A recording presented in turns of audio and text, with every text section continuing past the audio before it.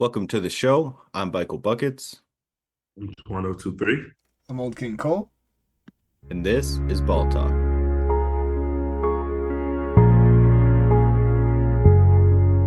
All right, so getting towards the end of the season, we're getting into a little heated conversation. Some of us think that the Cavs are the best team in the East. Some of us think that the Cavs are more like the 2015 Hawks. I'm kind of in the middle on it. Everyone's got a convincing Hey, argument. you sent the pick, so you can't be rolling your eyes like that. So Well, the I, pick I off roll the I roll my eyes. I roll my eyes because I definitely stated in the group chat, like, I don't fully agree with this, but that's closer to my mindset. My mindset is closer there than it is to y'all's. That was more so that's I did it crazy to clear. me. I tend to do that. I tend to send messages that I know in my head what I mean, but I send it out to people and the message get misconstrued and they like, what? I'm Full like, disclosure, man, I I feel checked my against it. phone and there were 60 messages all about this topic. So I So, kind of skimmed through them super fast. I might have missed that. Yeah. Yeah, it was like, yeah, it was definitely like in the middle. Once Tuan was like, "You rage tripping, baiting, bro?" I was rage like, baiting ain't nothing though. That's crazy. So where "What's are a the rage bait?" where are the Cavs then? Are they between best team in the East and getting swept in the first round? Where are they? They are. They won't. They. I don't think they're going to get swept in the first round. That's very disrespectful to their hard work. Right, I'm But just saying the two extremes. the two extremes. I would say I would definitely put them more of best team in the East more than I'm going to say that they're going to get swept. Realistically, like I'm not going to sit here and cap on their name. Like I think they're going to get like they're just ass, and I think they going to get beat that easily. I just see them getting beat. Somebody in the East, I see somebody in the East beating them in the 7 game series. I don't know who that is because I'm not that invested in the East that much. But somebody's going to beat them in a 7 game series, is what I think my the hope only is. team in my eyes that can beat them in a 7 game series is the Celtics. It's really 1 and 2 out the East for me. Yeah, that's kind of Probably, how I feel. I know that Especially I know because that's so like boring, but last night the Knicks had it up on them, and I was like, dang, the Knicks are about to win their first game against the Cavs or the Celtics this season, mm-hmm. and then the Cavs came back and won, and I was kind of like, man, the Cavs really are that team. What I watched that game. What I noticed though, it's all because like Donovan mentioned, which like you expect from your star player, but like if he doesn't bring that intensity and energy, it gets scary. I've always put respect on D Mitch, and you know that. I've never respected D Mitch. man, that just hurts my head because you got to give more love to DG than you do because DG is a hooper. He has been proving himself. The only reason that he has been inconsistent in any way is because of injuries, because the man literally fell on his face and broke his face and shit like that. Like, Wah. bro, you I'm crazy. just, No, I know you I'm just, playing. Yeah, and I think because the longevity of like the older players in the league, we tend to forget that there are players who are entering their prime, like DG or like Cade Cunningham or Alfred Sengun, where it's like we maybe that's why these teams that were bad last year are good now, just because yeah. their young guys are no longer young guys, they're prime guys. No, for real They though. And more, I think the big factor for them that's going to set them apart from every other team in the East is the fact that they have two big men that are actually reliable and true big men. You have Evan Mobley and Jared Allen that are actually reliable, true big men. And I mean, I just don't think that any other team is going to be able to mess with that. I think And I for like me, I go was ahead. gonna say like more so for me, I just feel like I need one more season for them to prove it to me. Like they were pretty good last year, and then they're really good this year. I need them to come back next year and be really good. Then I could be like, okay, these guys are here to stay. Or it just could have been a fluke. They had a good season and things happen. I more so need to see it twice. Because like that's how it was for the Celtics for me. Like Celtics were really good. They were cool. But them coming back consistently year after year was like, okay, these boys are something nice. These boys aren't just a one, like they do the 1 seed now, and then they kind of fall back into the 5, 6 seed next year. You know, it's like one of those things where it's like, you got to show me. Like, I'm just not going to buy into the hype because you're having a good season. You're hot right now. You got to come back next year and show me you can do this shit again show me that you guys really want this shit, which is good. Like I just want to see some consistent basketball, and I'm not an easy person to be swayed to their side with that. You know, like I'm a I hard will critic when say it comes to the ball. my Bucks fandom is a big reason why I'm on the fence because I know the Cavs are better than the Bucks, and I would like to say that the Bucks could beat them in the playoffs, like we did on the last episode. But especially after this Dame injury, I thought we were being kind of generous then. So I think it's safe to say that yeah, the Celtics are the only team in the East that I think can beat the Cavs. I don't think the Knicks can do it based on their regular season matchups.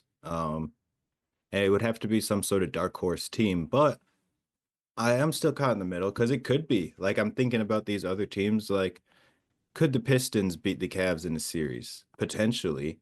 The Cavs, I'm gonna take the Cavs because of all the information that we have, but I mean, they're a grit and grind team that could get that done. Same with the Pacers, same with the Bulls, you know? Um, You're hilarious. I'm a Bulls fan, and I Yeah, think you're crazy with that one. Bro, That's the Bulls have nuts. been incredibly hot lately, and I know that you guys are Bulls fans and you're traumatized, so you're not willing to admit it. But honestly, the Bulls could make it to the second round this season. They would have to beat the Cavs, which is highly unlikely. But that's kind of what I'm trying to say is like I don't see the Cavs as a championship team, but I do see them as a threat in the playoffs, I don't know, if that man. I makes just sense. think the one thing you can rely on, like breathing air, paying taxes, it's Donovan Mitchell showing up in the playoffs. It's Donovan yeah, Mitchell showing up in the yeah. playoffs. Donovan Mitchell is And you said definitely that's the one everything. catalyst to worrying about if they're gonna show up and if they're gonna win in this playoffs. And they have such a well built. This is the first time we've seen a truly like amazingly built team around Donovan Mitchell. This is what the Jazz kind of Yeah. tried to do with Mike Conley, who you could say is like a lesser version of DG in certain ways. Rudy Gobert, who won Defensive Player of the Year a couple times and is amazing, but I feel like the combination of Evan Mobley and Jared Allen trumps what Rudy Gobert by himself did. And then you got role players like DeAndre Hunter, who's been playing absolutely amazing for them. Max Strus, who we all know what he can do randomly out of the blue, just go off for like dang near 10 threes and just score 30 out of the blue. Karis LeVert, who's looked really nice for them. Ty Jerome, who arguably could be sixth man of the year this year just because of Well, how Curtis LeVert gone. he gone. Yeah, he's on the Hawks. They traded him for Hunter. Oh, Unfortunately, duh, yeah, duh, I really love Karis LeVert. I really that love was a him on brain still giving fart his there. team. Yeah, yeah, yeah. DeAndre Hunter. I watched the game But yesterday. yeah, DeAndre he's Hunter been playing came. amazing for them. Like he looks like an That's a all-star in ruthless some dude. games, for real, Yeah, dude. that's a ruthless dude. Bro No, came in and hit yeah, for real. two contested threes on back to back possessions. Yeah, It made me dude. be like, And he can okay, lock up on bro. the other side, so it's like, Yeah, man, they got pieces around D Mitch, and you can just always rely on him to show up in the playoffs, I feel like. So this is a team that I could see easily piggybacking off of him, and then you don't have to see him have as much of the offensive load as he did when he was younger with the Jazz, because you do have guys like we were just talking about, like DG, like DeAndre Hunter. Even their big guys have games where they go off for at least 20 plus or whatever, and that helps a lot in a playoff series when you're trying to slow the game down and the scoring honestly lowers down. It's not as high scoring of games because the game slows down a lot more and it's a lot more of half court offense rather than the full court run down the floor, because there's a lot more set plays.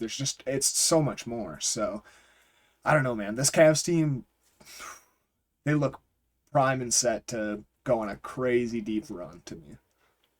Yeah, and I think the Donovan Mitchell being like you're saying, like that piece that's gonna give them the edge in the playoffs that we've seen on teams before. Like that one guy being super hot and giving it the rest of his team the confidence that they can make it really does make a big deal. And yeah, like you said, he's never really had the opportunity to do that. Even when he has, like his team hasn't been built in a way where they could make a deep push, and now it is. So if there's any time for Donovan Mitchell to go and get his and build his legacy in a deep and meaningful way, now is the time. Mm-hmm.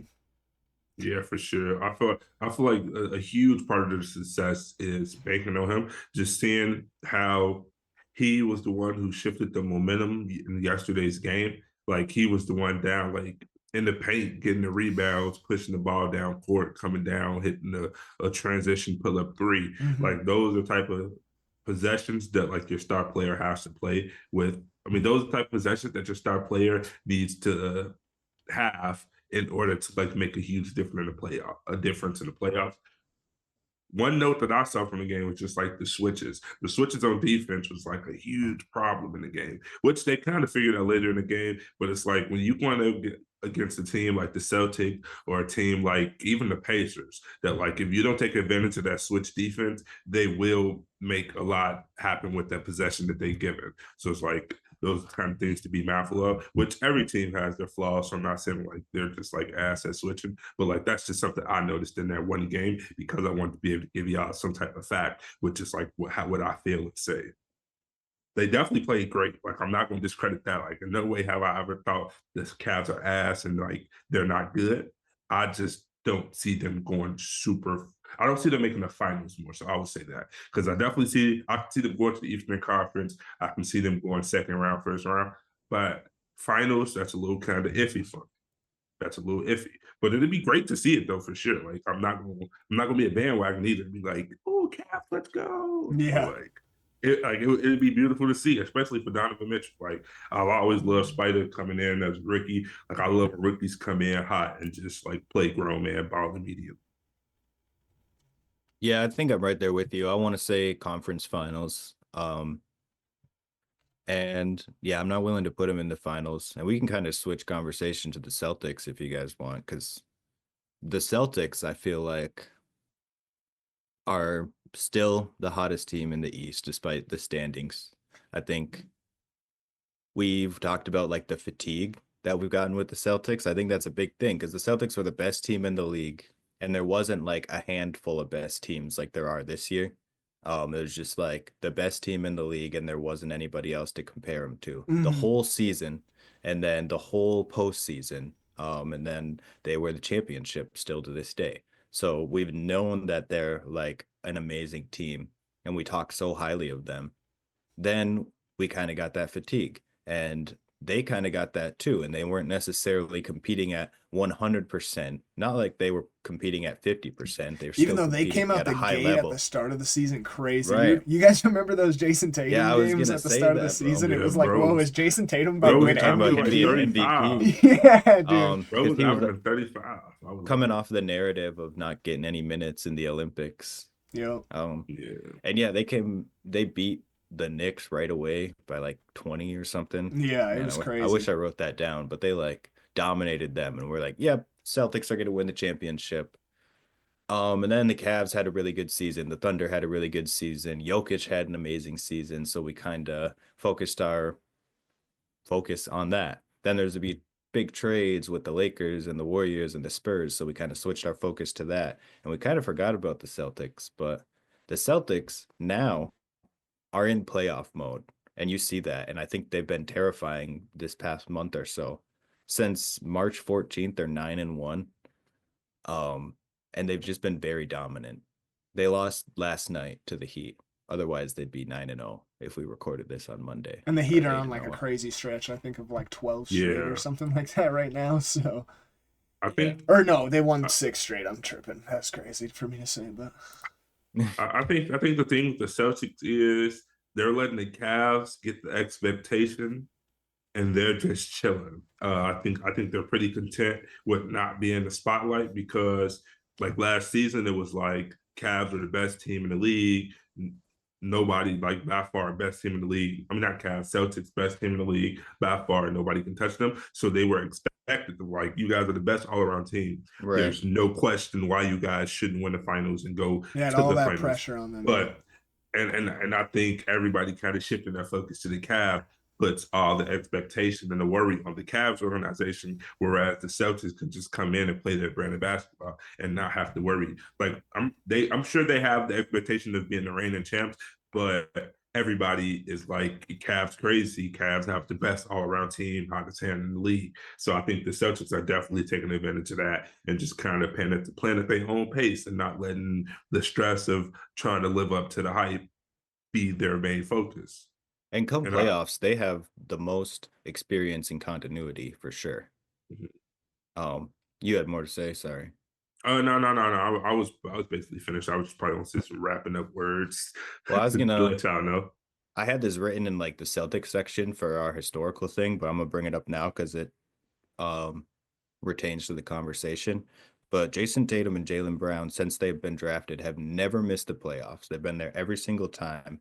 They only um didn't make it out of the first round one time, and it was to the 2021 Nets, debatably one of the best constructed teams ever, that lost by less than an inch in the game 7 overtime. We all know.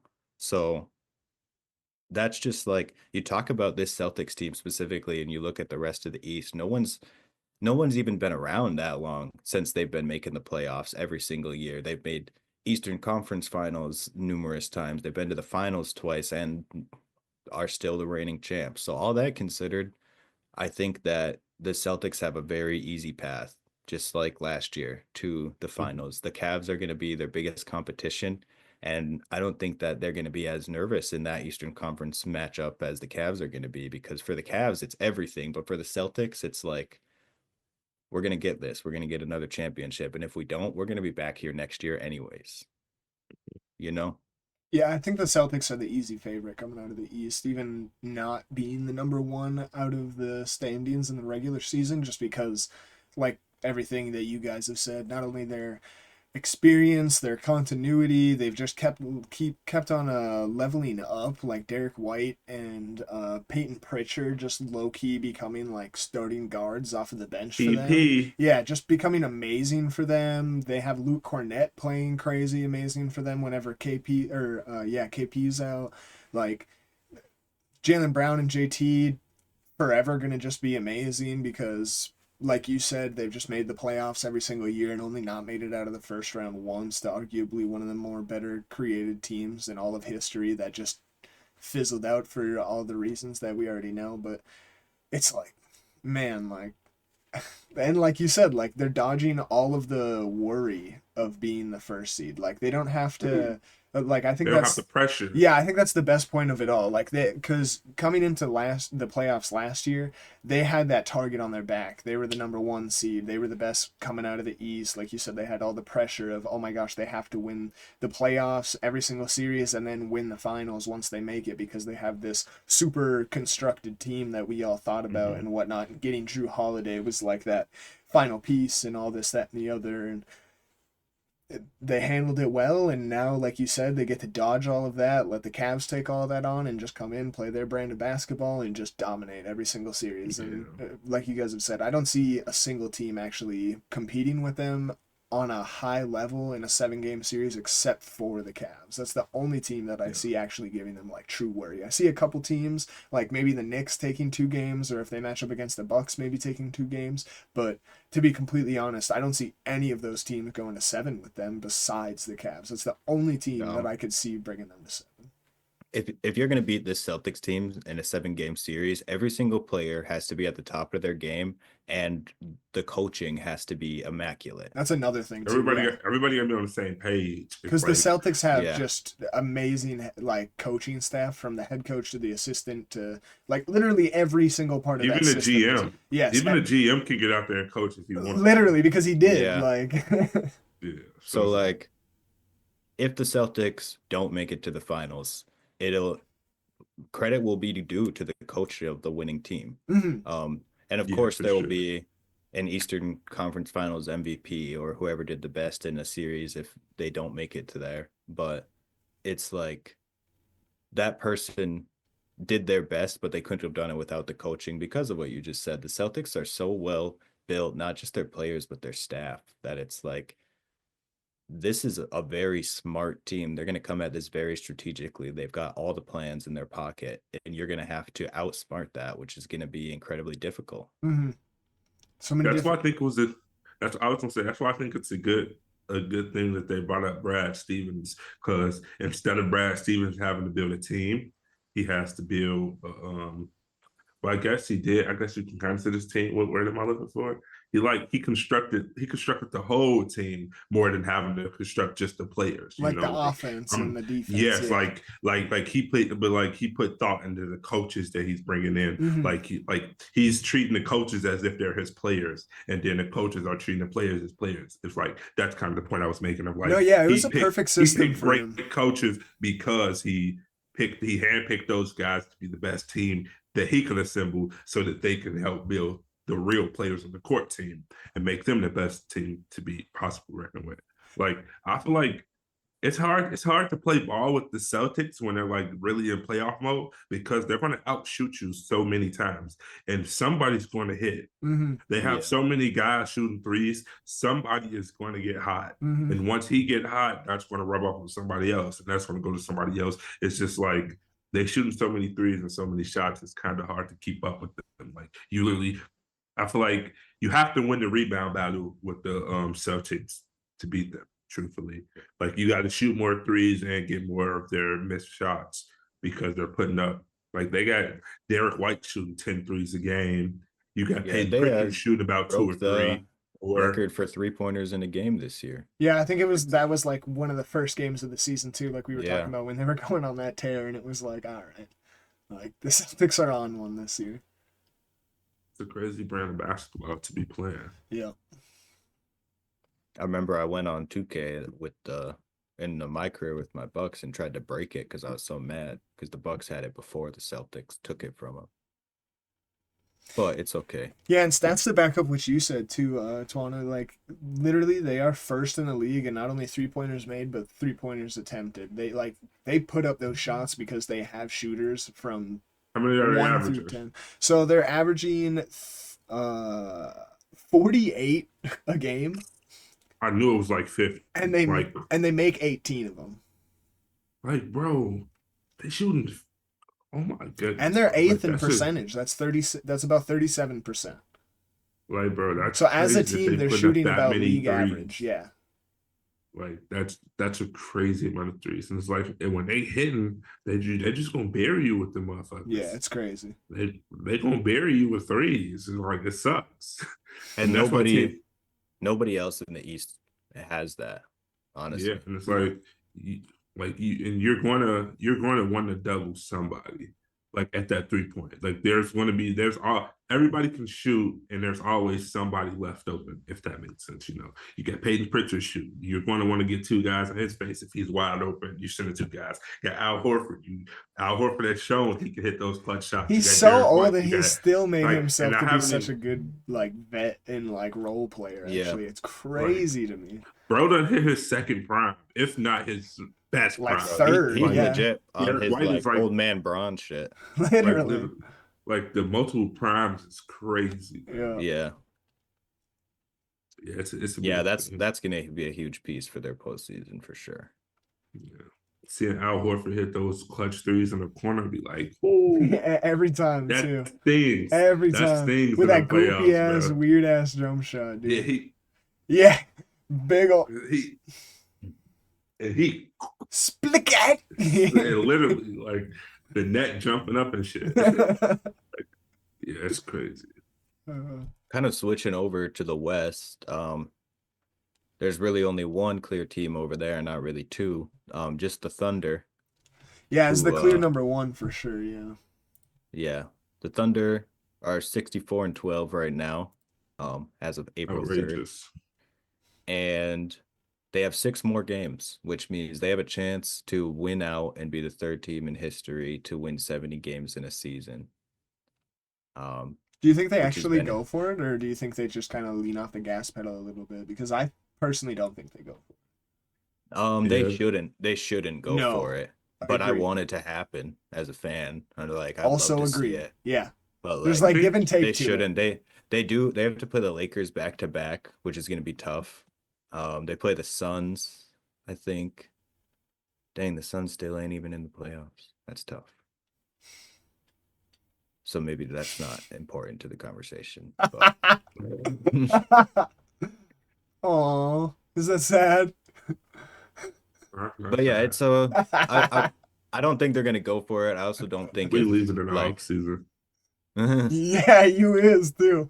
Yeah. This time next year, Toronto will be rooting for a different team. For real. That is true. Not even Kevin this Durant time. all It'll the be like in way. a couple Honestly, months, like bro. 5 months from now. Yeah. July 6th. I'm calling it on my birthday. On my birthday again, bro is leaving. Bro left the Warriors on my birthday. That was crazy. That was a crazy birthday present to wake up to at camp. He said, Yeah, that It's must have been nuts. crazy for you. Two of your favorite players, KD and Kyrie, going to the same team. You're like, man, can't wait for them to be healthy. And I had so many expectations for that team. And I think then we James all Harden did. came over. James Harden came over. I was like, just give us the rings right now, Oh, bro. God, yeah. But we all know, yep. Big toe out, boy. Couldn't be happier.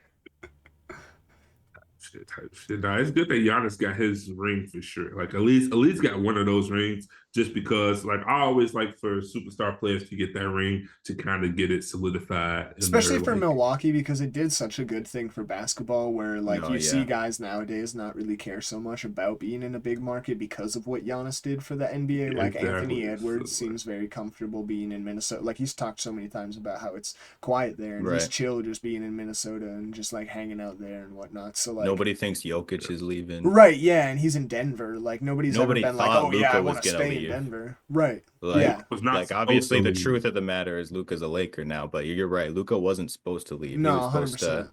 have his statue next to Dirk and do Right. that like Yeah. Dirk did it. So So I'm and pretty Loki sure what he Mark. would have been comfortable with it. So So yeah, I was Loki gonna what say Giannis did not only for like Milwaukee winning that first chip ever, but just for basketball in a whole was like monumental for small and as a markets. Bucks fan, it's like we got ours in the Giannis era, you know. So I would love to win another one, but if Giannis decides to leave the Bucks or spends his whole career with the Bucks and retires and we don't win another one, we still got ours. Yeah, like he And still that's got his like ring to be like, right. I won one. Well, shoot, And since I we're like won talking that. about the Bucks, how about instead of switching over to the West, we stay in the East and talk about the Bucks right now then? yeah, I thought about that, but I literally just wrote the Bucks, period. Yeah, I wrote down the Bucks suck Yeah, slash bro. Giannis is leaving in this offseason, question mark. Cause Bro. I I'm not trying to sound like the Twitter hype of it all because I'm not coming from No, that bro, let me perspective. But what I'm thinking is Dame is now out. yep. If Giannis loses early in the playoffs again, that's going to be what since they've won a championship that they haven't gone on a deep playoff run. They've just kind of folded and the Bucks have kind of failed to construct an actual roster around him. And he's already hinted and joked about going to different teams this many times and whatnot. I I truly think at this point if the Bucks lose early enough, like in the first round, or really badly in the second round to a team that they definitely could beat, like a Pacers team if they matched up. I don't know exactly what the matchups look like right now. I don't have it in front of me, but if they lost to a team that they think that they could beat in the second round for sure, and they get swept or something, I could see Giannis going and being like, "Hey man, I can't do it all by myself anymore, and you guys have failed to put teams around me except for that one time, and still he had to put everybody on his back if we're being completely honest. Like Giannis had the best year of his career. Like he was crazy that playoffs. Like the 50 piece in the finals, like that's one of the best performances in the finals history, like right there. That was Yeah, I Bro mean, hit crazy. up the and we 50 were just that talking shit about took that place. Nets team, and like honestly, like that Nets team, it's crazy that they didn't win a championship, Yeah. and it's not because of the Bucks, it's because of Giannis. He beat the I prime version of that Nets team I when they will were give Drew actually Holiday his working. credit though. Drew Holiday did clamp up Kyrie. He That was a was the huge final deal. piece to that for sure, and That like was did a huge so deal. much. But Giannis backpacked that shit. Let's be honest. Like, yeah, But yeah, I'm not gonna say I haven't thought about it either. In fact, their last game on Monday, here was their starting lineup. It was Ryan Rollins, Tyrion Prince, Kyle Kuzma, Giannis, and Brooke Lopez. And I looked at that and I was like, I know we have Dame and he's just out for the rest of the year. And like next year he'll be back. But I looked at that and was like, this is the worst team that Giannis has been on since 2014. yeah. Since like his Wait, rookie did year, Dame get ruled out? he's Yeah, out he's out for indefinitely. Well, I saw he's out he definitely. could come back in the playoffs, So but that's still room to come back. Yeah, but you TBA, know, they could just be resting. They found a blood clot in his leg. They could just be resting. It's like because I you don't get know. fined for not you'll get fined for not playing your players. So Yeah, feel but like that's a the reason crazy blood clot, thing. it could be like life or death. So Especially that if is we're a talking, crazy thing that's to make up. very I hope bad not, timing. Let's but be honest. Right after the Wemby thing, let's hope to that's the God perfect that they time. are not That's doing the that. perfect time If to they're hop on doing it. that, You dude, got I'm somebody. canceling You the got Bucks. I somebody. am never watching a Bucks game Yeah, again. that's tough. Like that's I terrifying. love it. Like, bro, I'm He concerned said, "I about this love man's it." Say it's a life. sprained ankle or like a mild something. And that's what they Put that were man in a saying. boot. That's what they were saying before. And then they were like, we found a But blood then you'll be clot. like, he's not playing like he was never sprained his ankle. Look, KD came back like he never tore his Achilles. What's up with it? I think yeah, everybody's like a year changed off off of that. though. He got a year off. A I'm sprained talking about ankle is a Dame little having, different. but I'm saying how Dame have like a month off. You think if he just bro. comes back from a blood clot and is just like, Yeah. oh yeah, it's nothing. Black, back. Like he The wasn't in the Sometimes you gotta gym the do. whole time. It's a business, man. You gotta do what you gotta do. Like we ain't here That's about what I'm what's saying. morally and ethically right. Anyways, Like let's we move hit a, on we from hit a this ring. conversation. Like we hit a like y'all with my organization, man. We gonna do some crazy shit to get that ring. I'm just saying. Like we're not killing. I think this is the anybody. second time you said some stuff like this. First time it was if you were a GM, you'd be telling your players to injure people, and now it's this. Whoa. That was the joke. So, That was the joke. Draymond hit the line. hit the line. Coming to the Oh, Las Vegas God. Aces ASAP. well, let me pretend that Dame actually has a blood clot because he does, and they're not lying. But I like how you said pretend though. well, for the sake for Antoine, pretend that it's real. All right, I got you. Yeah, we're looking rough. I don't think we won a game yet since he said that. What are we on? Got a big losing streak. But looking at the playoffs, so we match up with the Knicks the first round. Um, This should be a good time to have. I Chris could see Middleton. y'all beating the Knicks even with no Dame. Like that's like one of those series where I could see you winning, but also I could see you guys getting dominated because who's Yeah, guarding Jalen Brunson yeah, that's the one thing is like or like Mikal Bridges on a hot night, like Giannis. or even OG Giannis and can or win Deuce that McBride series on is a the hot thing, night. Like but any of those. so could perimeter Jalen guys. Brunson. Yeah. That's the other thing. Mm-hmm. I will say, and this is going to be completely contradictory to what I said last week, but I was being too confident last week. I may have, like you suggested, jinxed the Bucks postseason. Because yeah, the Pacers have been one of those teams that have been really hot lately, and I hope we don't have to play them. I would rather play the Knicks, quite honestly. I'd Yeah. rather play the Knicks than the Pacers. Like seeing that we might play the Knicks first round is more encouraging because it's like I think we could get that. But then either way, if we make it out of the first round, we're most likely playing the Celtics or the Cavs.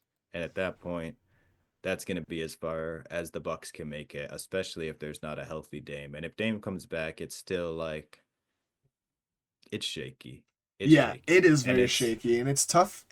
It's really tough to see a Bucks team like this, even from the outside, like not as a Bucks fan, because like I'm looking here at their team rank of stats right now. They're 13th in points. That's like honestly the only one that's like not in the red once you are looking at like the main stats. But then after that, they're 21st in rebounds as a team, 23rd in assists, 27th in steals, 20th in blocks.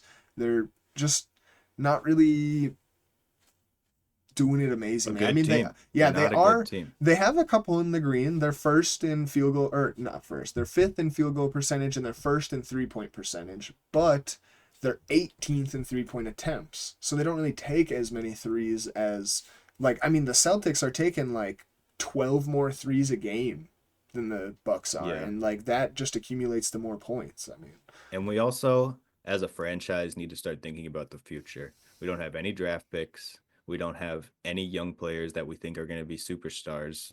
Maybe an all-star. yeah. Maybe. You guys gave up Um, everything for the Drew trade and then gave up everything else for the Dame trade right after. Right. So now we're sitting with Damian Lillard and Giannis, who are two of the best players in the league, and we can't do anything with them. And we're going to damage the rest of their careers. And once they retire, if they stay their whole time here, we're going to have nothing to rebuild with. So it's starting to get to that point where it's like, if we actually want to be a competing team in the near future, we're gonna have to get rid of Giannis and probably gonna have to get rid of Dame for anything we can get for him. Oh yeah, for sure. Like try and trade off to the Rockets or the Thunder and get some of their really great assets because the Right. Thunder have like 1,000,000 picks or the Rockets have 1,000,000 picks and they have some good young pieces that you could convince yourself that could be something in the future and go off of that. And Because really yeah, those are the only two teams that if you're looking at, I mean, what other team in the NBA do you think could trade Giannis in this like hypothetical fantasy? Giannis is asking for a trade out this offseason, like this offseason. I mean, I really think it's only those two teams, the Rockets and the Thunder. um, yeah. So he's expressed wanting to play in Chicago, so that's always where my Yeah, I just mind don't goes know. first. I just don't know if we have the assets to give to them. Yeah, You know that's what why I it's mean? like Like, I that's where don't my think the mind goes Bucks are gonna first. like look it up any package that we could give them and be like, yeah, we'll take that. Because we would have to Not give up too saying much of like our fee. Like, we'd have to give up like a Josh Giddey or a Kobe White, and I don't think the Bulls front office is doing that. not saying that I want this to happen. This would actually be a nightmare for me, but I could see just based on the way that they do business, the 76ers blowing it up and getting Giannis and building around him. Jeez, that'd be crazy. I could see the It would Nets be. doing that. The Nets are a team that have expressed that they've been targeting Giannis for years For and years, yeah. they're already building their roster in case Giannis comes. So that's actually a very realistic destination for him. No, yeah, for real. Cam Johnson and Giannis as a back or as a front court, be nuts. I think he might go to the West though. Dude, I think I he don't might know. stay for his whole career. Honestly, the more I think about it, the more I think he's just gonna stay. I don't think he's going anywhere. I think Yeah, it's, he'll play Why through the leave the back East end. when you're the king? Right, that's like Why true. why be a part of the circus when you can be the king over he here? he is the best player in the East. Like, Yeah, that's what I'm Yeah, saying. and he Like has it's been he was like since crowned the LeBron nobody king is left. after even Braun debating left. it. Yeah, After Braun left, it was like it was they're easy. like there's no debate. Like this Hmm. is you. Like, I wouldn't do that personally. If I see I'm like the top guy in the East, I've already got my ring. I'm gonna at least stay in the East because I'm like at least I'm gonna still be like when we break it up and just do side versus side. I'm gonna still be the guy on this side instead of just being Right. one of the guys because he's gonna be the third best player on the like. You Yeah, already if they got still did Jokic and voting Shea. all-star captains, it'd still be Team Giannis every single Plus, year. nobody's looking at it like it's Giannis's fault at this point. If Giannis goes to like a Yeah. winning team and then some stuff happens, Giannis has the capability of becoming the scapegoat. But if Giannis just stays in Milwaukee and they keep like building not so amazing teams around him, or it takes a couple years for them to rebuild again around him and they trade Dame and like get some young assets or something and let them grow up around like a little bit of an aging Giannis, but it's not like Giannis looks like he's going to slow down anytime soon. I mean, Giannis is still a Right. freak of nature, so even a little bit of an aging Giannis in like 3-4 years, if they build up some good stuff around him, is going to be amazing. So, I mean, I honestly Bro, just it's see him 30. staying, dude. I see him staying. I don't know. Honestly, the league's a little crowded right now. So I think some people need to retire before like I don't want it to happen, but like I for hear you example, though. as soon as Curry leaves the Warriors, they're going to be trying to do what the Lakers did The with new Luca. long They're going to be looking for a person to fill that spot, and it's so like there's a lot of teams like that there's a where weird like you argument behind that I can hear. Like the new longevity of player and like the advanced talent of young players. Like you got guys like Shea that are 23, 24 years old that are like the head of the league, but then you still got LeBron who's 40 years old who's also right, another head of the league. And it's like, how do you have leave enough room for that much of a wide age range, because you got every single guy in between from KD that's old and like on that wavelength to like a Jalen Brunson or a Carl Anthony Towns that are like on that younger but not like super young, like middle, 26, 27 age. So it's like that's why we need bro. an I just thought expansion. I was just Think gonna say I just thought of the perfect path for Giannis's career expansion team. That would be crazy. But I was just gonna say I don't think nobody sells like those older guys though. Like No, these young guys are really good, but they don't bring in the money and the views. yeah, I think Like the only one the that most like viewed really games are like does it is LeBron's, Luca. KD's, and Curry's. Like and those are like the moneymaker guys. So it's like you want to keep those people who milk the money the most, or the else thing the is league is though, kind of going to die. So like it's a bunch of talent, as much but as we love nobody's them though, marketable. like if they're just retired, and again, I don't want that to happen, but if if Curry, KD, and LeBron all retired this year, all of a sudden SGA would be the most watched player in the league. Yeah, You I'd know, be Luka would completely have the fine. Like, most as much as years. Like, it would suck, I'd be so fine. The NBA is in such good hands. We got Anthony Edwards, like, every single day being the head of the NBA, and that dude is a headline. That dude takes the limelight and runs with it. Like, we will and be we all right. love these old players that like almost fuel our nostalgia when they have a good game because of how good they were a decade ago. But it really is part of the reason that viewership is down is because they're overshadowing the next generation, and the next generation isn't getting to be on the cover and be the headlines as much. It's LeBron, LeBron, LeBron, LeBron, LeBron every Curry. single time. Yeah, a little bit of Curry went golfing, Yeah. and Curry hit a it home is, run. as much as I love it and I eat that shit up, you know. I'm always clicking on LeBron when I see it. It's still like I think it is starting to become a problem for the league's marketing. No doubt. They're But not they're not making a smooth transition from the new generation to the next generation. no, it's gonna feel empty when LeBron leaves Yeah. because of how much of a throne they've built for him. Mm-hmm. Mm-hmm. Bronny James next in line. No, Bronny that's why they James got has been Luka. looking actually nice though. He had that one Yeah, 17-point he's game, and you developing. think he's gonna be crazy, huh? No, I'm more so talking about his G League. He's No, like yeah, he looked Yeah, decent in the yeah, one of G the his League G better for young League. sure. players in the G League. And there's not an argument to say that he shouldn't have been drafted when he did, because nobody that got drafted after him is performing the way he is. Or like not too many people before him in the second round are even performing as good as he's performing in the G League. Mm-hmm. So it's Right. like So not to say that was he's a good rookie of pickup. the year or anything, but he definitely could But be a like, competent NBA player. what do people expect though? Like, truthfully, you have a second round pick, 50 something pick.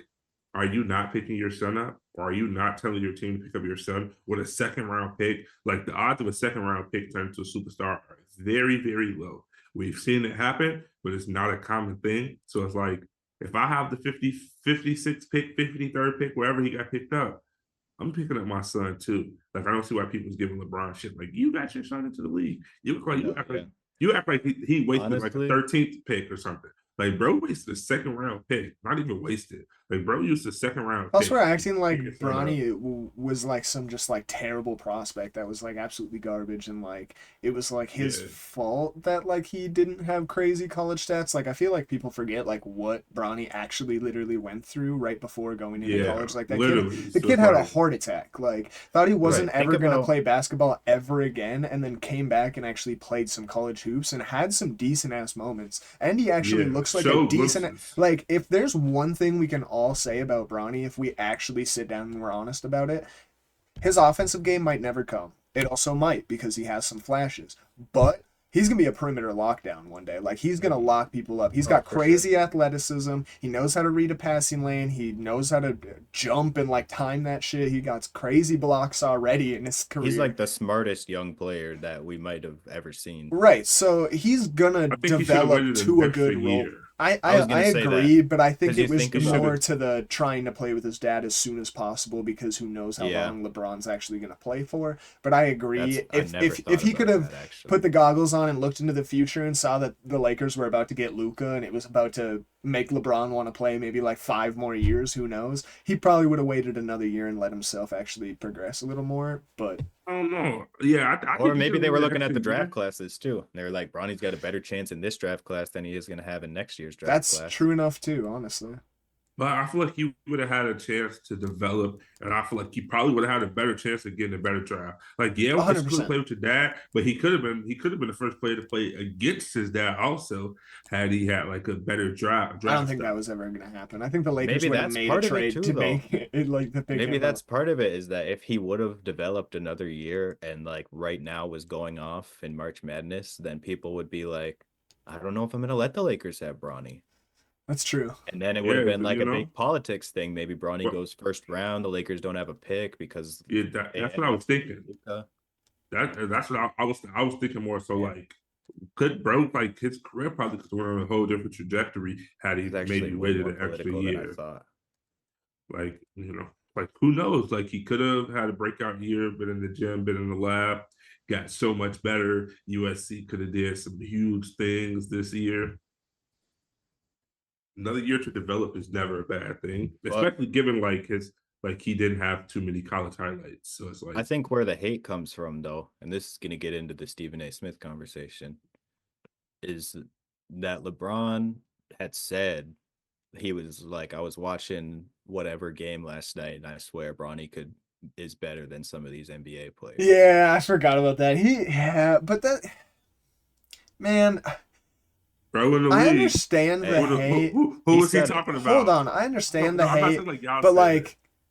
maybe I'm the only one that can like really, truly, truly like deep down in my heart feel that feeling that LeBron felt. But if my son is in college and he got 2 points in a game, Tuano and Michael, I'm telling you right now, if he got 2 points in one game and never scored again, I'm going to in my post game be like, damn, he better than some of these guys out here for real.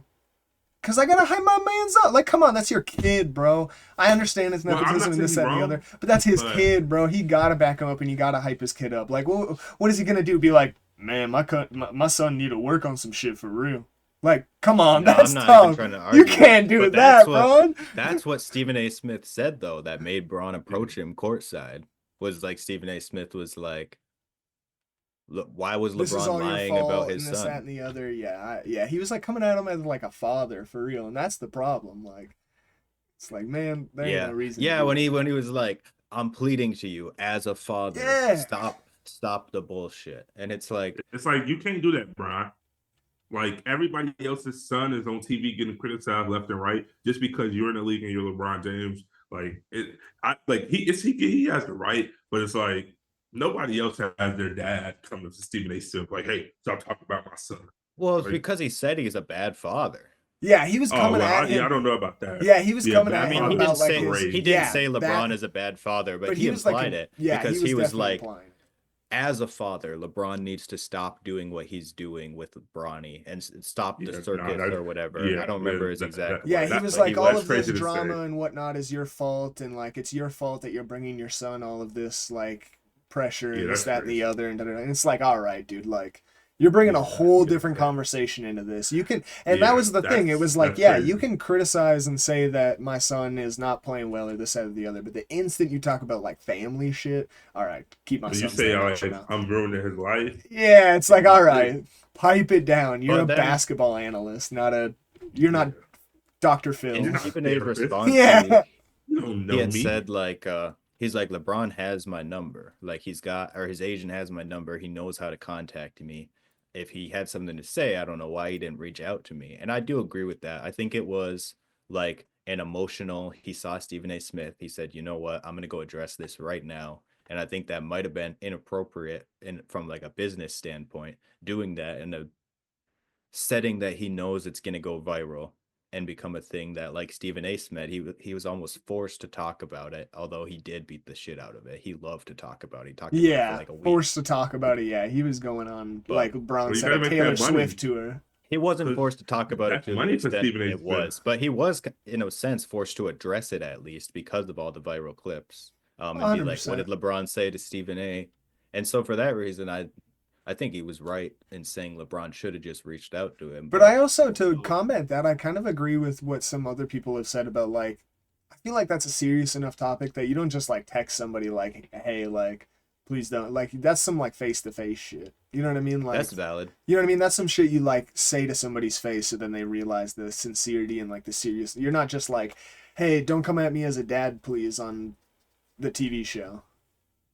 Or But just want to it also keep like my name it out didn't your change mouth, anything though, Exactly. because Stephen A. Smith turned like right that type of around, and I'm thing. not saying Stephen A. Smith is right in this scenario, but LeBron confronting him in public and saying what he had to say didn't change anything because Stephen A. Smith turned it around and blew it back in his And I face and think did the that was same thing again. the toss up was LeBron being like, well, now we see where this goes. Like, is he gonna take this and actually change and learn from it, or is he gonna? Stephen A. Smith, we're talking about. Because if we're being honest, Stephen A. should have just came to the like Mike and been like, hey. It has been brought to my attention by LeBron that what I was saying that day was wrong, and honestly, I'm sorry about like da da da. He should have just apologized. He Yeah, shouldn't he have been should have like, just and then apologized. that would have been it. And then LeBron and him would be cool, but now they have cut ties completely. Like, there's no way we're gonna see some like, you know what I mean, like a friendship between LeBron and Stephen A. ever or whatever. Like, Oh no, I you mean know he what I came mean? Yeah, at it's his family. cooked. Yeah, you know Yeah, what I mean. it's cooked. Right. Yeah, it's It's cooked. over. So like, it could Can't have come been back from mended that. in some way, but and I think that's. I mean, obviously, I don't know. I'm not LeBron's analyst or like second or I like. am. Okay, so what was he thinking? Is that what he was thinking? I'm not at liberty to discuss Oh, Mr. all right. Pleading the James's fifth here. points of That's views. valid. That's I don't even valid. think his analysts are anything new. I think that was an emotional, in the moment decision. Yeah, no, yeah, I not for think sure. he saw Stephen A. Smith there and was like, "Now's my time to address it." And Yeah, whether or not that was the right decision, I don't really think any of us are at liberty to say. Because it's about family, you know, like Yeah. it's yeah. you can't talk about what a man does for his family. No, Yeah, yeah. for So sure. There is no right place when it comes to family and serious Right, situations. yeah. It's kind of what you feel in his heart, and LeBron felt in that moment that was the proper time. So like yeah, like you said, like nobody can tell LeBron that was the wrong time, and like he felt in his heart that was the time to address that Also, if we're situation, being honest, if and Stephen A that's what it wanted is. LeBron to send him a message to address that, why didn't Stephen A send LeBron a message to address that? Because that's clearly some very serious shit to just be throwing on the live air and saying. When he could have just sent no, LeBron yeah, a message and been like, "Hey man, father to father, I just think this has kind of gone a little too far, and like the nepotism and this or whatever his point of view, you know what I mean, was." But no, that's an excellent point because he really did. He didn't reach out to LeBron to tell him that he he just felt like went he could be raising live his son and better, blasted the shit out of him. right? And it's like, yeah, that's a whole. You can call this man terrible at basketball morning, noon, and night, but as soon as you talk about his ability to be a father, that's Yeah. Like he's never been like, oh man, somebody said I'm ass today. Like, you know what I mean? And gone out to say, like, this has never been a thing that Bron has right. ever done. He has just looked the opposite way of all of those sports talkers his whole entire career because he's been like the most hyped guy his whole entire career. So, like, the fact that this is even happening is crazy. Like, that's how you know that it's like, I mean, in my opinion, that Stephen A definitely did He step out the crossed front. that Yeah, line. he stepped over the line for sure. LeBron has been called Yeah, a I lot of mean, things, but that was the one thing that made Bron be like, "All right, Ah, I'm not going to act like I haven't seen what you said, bro." yeah. As much as Bron be like, I don't see that stuff. Right, I don't see yeah. it. I block it out." Could deny this one, brother. No. When bro put your son into it, rightfully so, though. Rightfully so. well, you guys trying to take a little break? Yeah, for sure. Yep. Cool. Be back in a moment.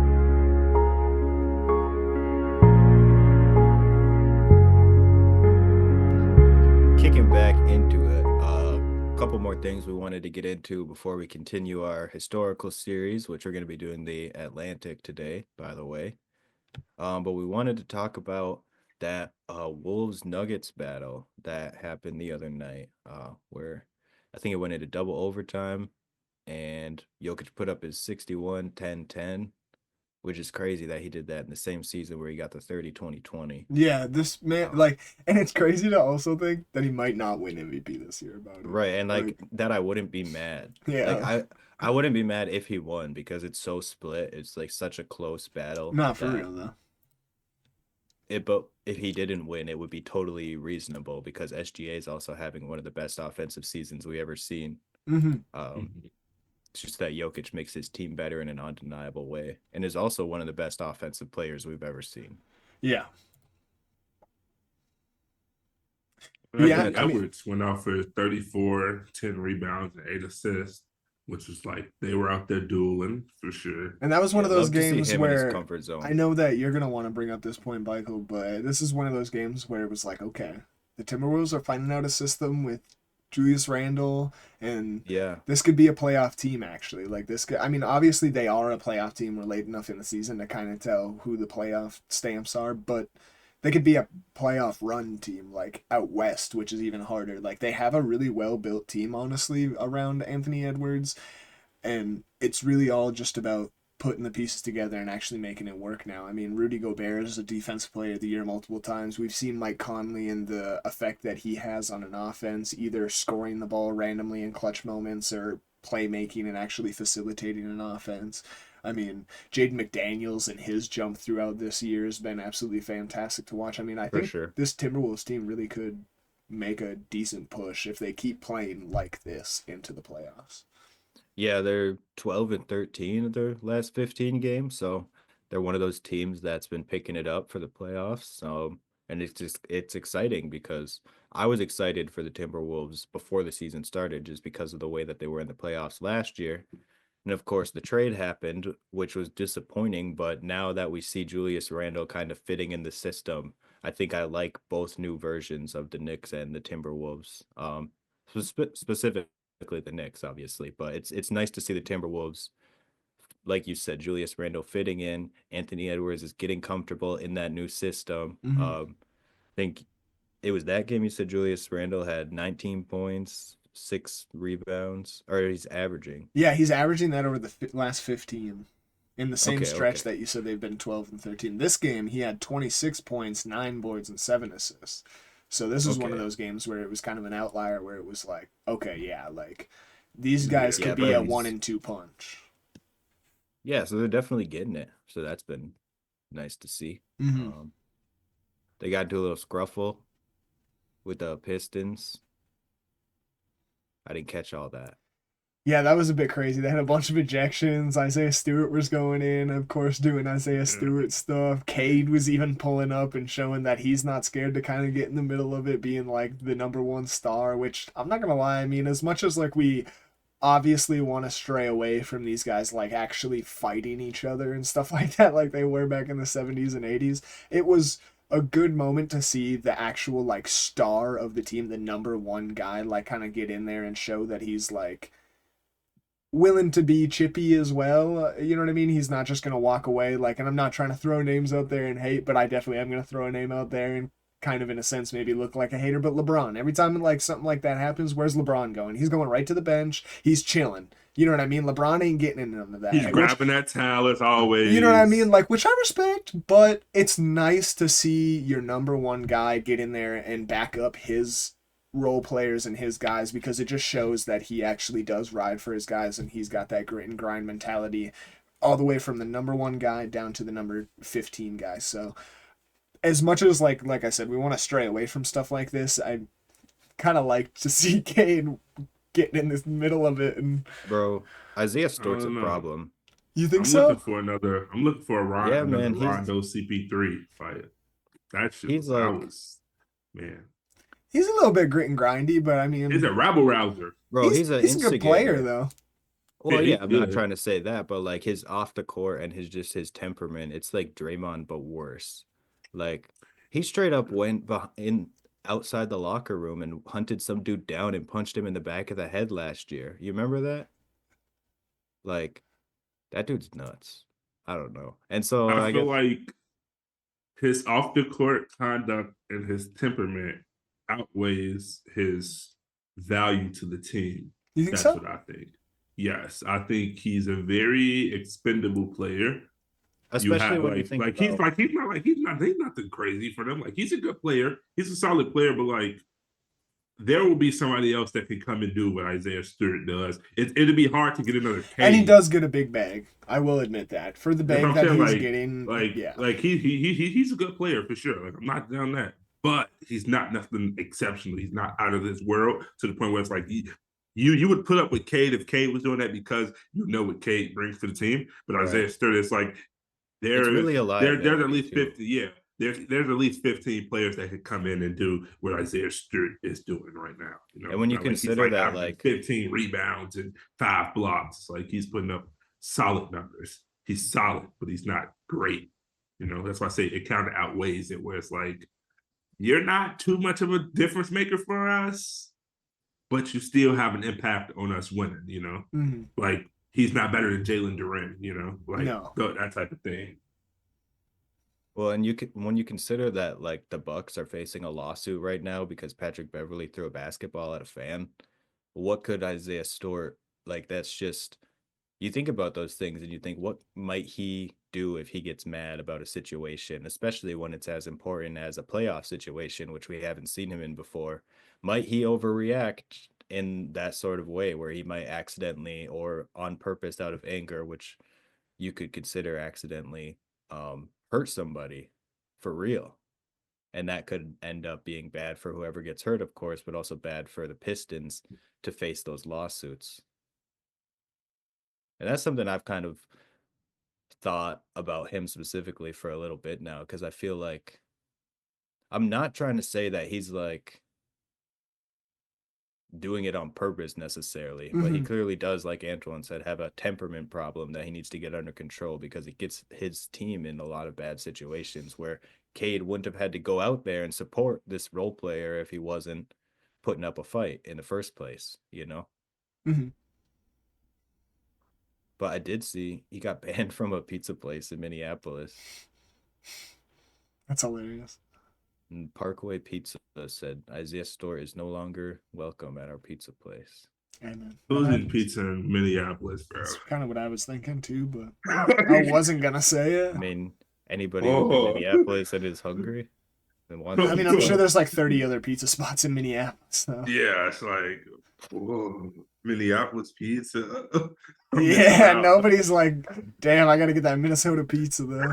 like, you Well, I look thought it like, was hilarious. wait, no, Personally. it's funny, man. I'm saying it's just like, ooh, pizza in Minneapolis. like, Yeah.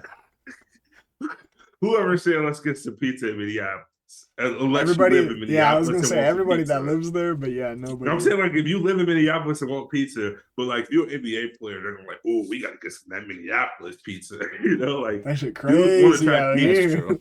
You know, people want New York pizza, Chicago pizza, even Detroit pizza, but nobody's like, ooh, pizza in Minneapolis. Niggas want Chipotle or some shit. Boys end up Cava. Detroit pizza is underrated. Come on. You're going to say Yeah. even Detroit pizza, not just put it up there with New York and Chicago? Well, I I'm a think it's because Chicagoan, it so is I think our underrated. So pizza, like most people, I if you think our just pizza said is it, the it would like best. sound crazy. Yeah, Valid. I personally like Detroit pizza. I think it's a solid thing. I think it's a pretty good pizza, personally. But Would you just put in it the above kind, Chicago pizza? fuck out of here. Yeah, I was like, what are you talking Mm. about even? It's up there. I put it. I'm, I never had New York pizza. I'll put it above New York pizza because I never had it. But I that's think it's because I above never New had it. York pizza. They do the fold thing, you know? Yeah, They it's got like Detroit and Chicago both are at least deep dish. It's just like yeah, different.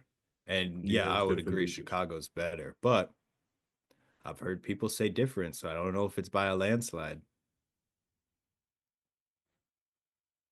I like that trench pizza. If you're from Chicago, if you know the trenches, you know about Italian Fiesta. So I'm going off Italian Fiesta. I ain't really going off deep dish. I'm going off Italian Fiesta. I'll put Italian Fiesta over everybody shit for sure with that Chicago shit. But that's something y'all gotta try. Yeah. You know, y'all pull up, I'll go to the trenches and grab an Italian Fiesta that y'all try. And y'all will be like, okay, like that's real Chicago pizza. Italian Fiesta in the trenches, that shit real. But that's off topic. That's off topic. He said We that's we way off topic. we can do a food list one day if y'all want it. Oh yeah, we can Drop it in the definitely Oh, do comments. some we different can get But into videos. pizza another day. Oh yeah, yeah, there's you know what some I'm saying? different Like if video y'all want opportunities that, in the we can future. we can do that. We can do that. Like not Mhm. y'all, but like the you know the viewers, you right there, you who haven't done laundry all week. For real, what you Yeah, doing? yeah, go do that shit right now. I'm actually talking about myself. Projections. Crazy. All yeah, right, for sure. moving into our historical thing. We're talking about the Atlantic Division, Yes, so sir. that is going to be fun. To start off, we're going to talk about the Knicks, and before we even talk about the Knicks, we wanted to highlight the fact that Carmelo Anthony just got inducted into the Hall of Fame. Yes, sir. So, Cue the claps. Carmelo for sure. If I could whistle. Gotta throw him his flowers for real. Yes, sir. Mm. Ultimate legend. Yeah, for real. Definitely happy my boy finally got it. They also need to retire that number 7 on the Knicks. Can't do the 15 on the Nugget because Yeah, that'll happen. That'll happen. yeah, that sucks. But Yeah, someone yeah, low that key number took over that number. yeah, Yeah. some rando from Serbia. Some second round draft pick. Some Yeah. guy. He got Some guy drafted who was during a taco. drafted during Taco. Yeah, yeah, Taco yeah. Bell. He said So, he never eats at Taco Bell because of that. He's never had it. I'm sure, yeah, that'd be dude. that'd I'm be sure that crazy. left You a don't even sour know you got taste in his drafted. mouth. But the New York Knicks are sitting 48 and 28 right now on the season. They're at the third seed. From starting way back in 1946 in the BAA. One of the only two teams to still be from that era, along with the Celtics. One of the two original teams that haven't changed their location or franchise name at all. So, pretty historical day today. They won two championships in 1970 and 1973 with Walt Frazier and Willis Reed, two-time MVP. Sir. Legends. Then they had that whole Patrick Ewing era, little Mellow era, but nothing to show for it. Got dominated by Jordan in the 90s and LeBron in the 2010s. LeBron. You Yeah, got the rise of the Warriors. Yeah, it Kobe wasn't his looking good for first them year. boys. Yeah, that's what I was thinking. I was like, Kobe, like it and just wasn't looking good for them boys. even now, the Knicks look good, but they're going to be overshadowed by the Celtics or the Cavs or Mhm. teams in the Thunder, the West. Nuggets. Yeah, Yeah, it's like so There's just so many teams. sucks. Yeah. so really talking about franchise. I feel like the players I mentioned per their eras is pretty much it. I mean, despite Willis Reed got the two-time MVP. Walt Frazier was also a big part of that team in that era, but Yeah, huge part of that, yeah. that was a long time ago. So We got a yeah, little what bit of you recency guys bias at think? least. Yeah. That was during the plumber era. You stay on Yeah. that. You're gonna make that go Yeah. viral. No, honestly, That's pre-80s though, that's just so funny. it's It hard is, because though. not only was like it's so different and you hear that it was like all plumbers and this and that. We also like we weren't there and our parents weren't even there. So how could we Yeah, even know, how literally. could we know how good Bill Russell is? We can't. Yeah. Like we've Yeah. never really seen him play basketball the way that we've seen other people. Even like Magic and Larry Bird, we have so much more highlights of them and they're also Like better. it's like how y'all expect us to respect like these other players? Not that we don't, but like we only listen to what people tell us with these guys. It's kind of like Yeah. we don't know, we're told. So it's kind of like that. Like how some people's some like heavy Bron fans are like, you never seen Jordan play soccer. You say he's the greatest. You were only told that. It's kind of in that area of like we technically don't know how good they were. We're only told how good they were. So it's like had we seen them in the day-to-day play, how we respect like KD, LeBron, and stuff, maybe we wouldn't like how those guys played their brand of basketball. So it's Yeah, like, and like it's kind of hard being young people trying to like put respect on those guys in the 70s when it's like Yeah. our parents wasn't even born. Our parents don't even know what they look like. Like Yeah. and our grandparents didn't even care about sports back then because right. they had their own battles to worry about. Yeah, and you Like think about like the evolution of the game too, and just like micro evolution of a human being. We learned from the generations before us. So even though Bill Russell was the greatest, the next generation came and they learned from him. And then the next generation came and they have Michael Jordan. So the next generation was double ahead. And that was the generation that we grew up watching. And then that's what you we get this learned newer from. generation, which they're all the old heads now, the LeBron and Curry and KD, and we thought that they were so advanced. And now we're getting a whole new form of basketball Yep. that we've never even seen before. And so it makes it right now to the beginning of the 1946 when the BAA started is two completely different sports and two completely different species almost. That's 100 years of evolution. Yeah, it's crazy. We run faster, we jump higher, we're stronger, like we're smarter. It's like everything is just definitely heightened. Back then, those guys used to dribble like this, Nah, for Yeah, real walk around though. in some of those circles. highlights are Like like I could steal that that shit ball. was ass. Like Crazy to me I'm that keeping a they buck. I'll be the first to say it. Their highlights was ass back then. crazy to They me that played they some said good Pistol ball, Pete but was like an all-time guy and like one of the most all-time dribblers just because he invented the crossover. Like, dog, you wasn't a good dribbler. wait, You're just the first one to try some shit. Like, you was first But one. at the time, that was crazy. They were But it like, wasn't "Oh even my like that. It was God." literally like you said. It was on some like Yeah, bro, say literally, like and the get the defenders were like, fuck out of here. Like when Jordan did the first wraparound, they was like he threw the ball around and caught it with his other hand. Well, I think he caught it with the same hand. It's like, like, ooh, that's like, how we feel like, nowadays.